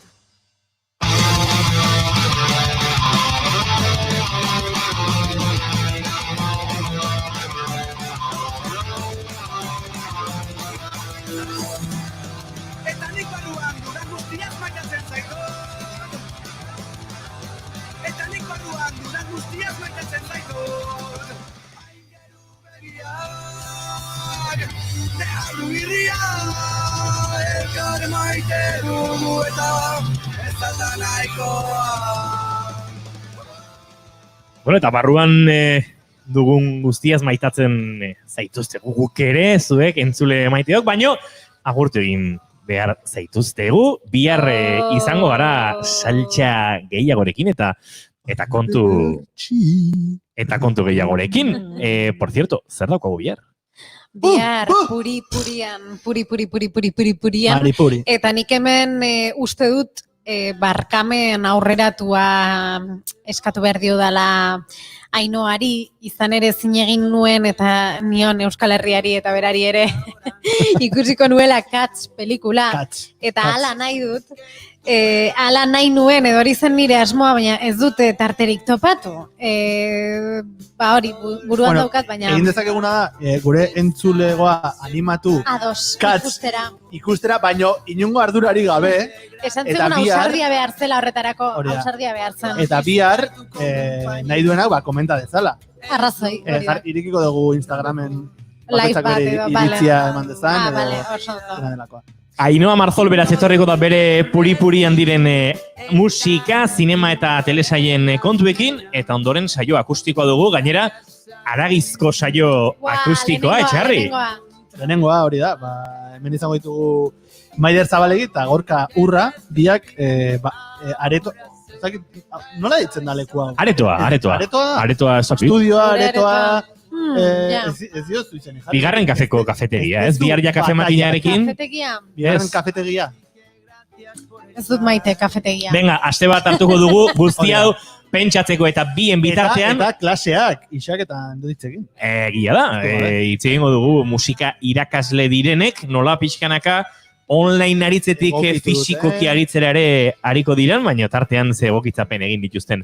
Berri on batekin, Pau Donesek Jarabe de Paloko liderrak kantu berria kaleratu du, diska berria, diskatzarra, eta Kolon Bizaren aurka daraman borroka hortan, 5 urte daramatza Jota Fuego, atxeden aldi hartu zuen, esan zuen hortxe utziko zela musika parkatuta, 15 hilabete beranduago, eta itxuraz gaixotasunak kaltetuta, dena esan beharra daukagu, bideo zoragarri batekin eta kantu zoragarri batekin dugu bueltan, beraz, hori berri ona. Bagoaz berri honekin, bihar arte, izan ondo, aio? Bihar arte, agur.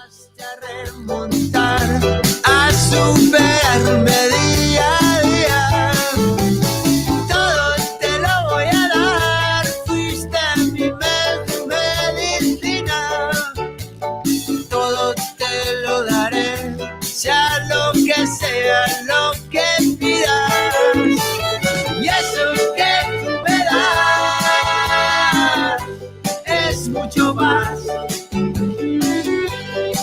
mucho más de lo que nunca te he pedido. Todo lo que me das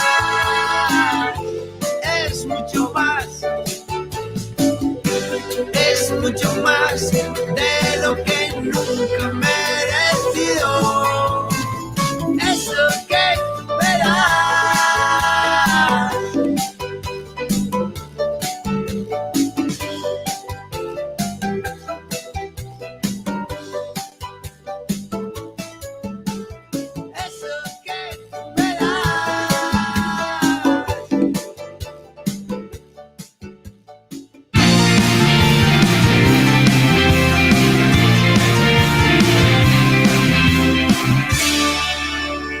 emaiozu bigarren aukera bat egunari. Naiz irratian, bigarren kafea.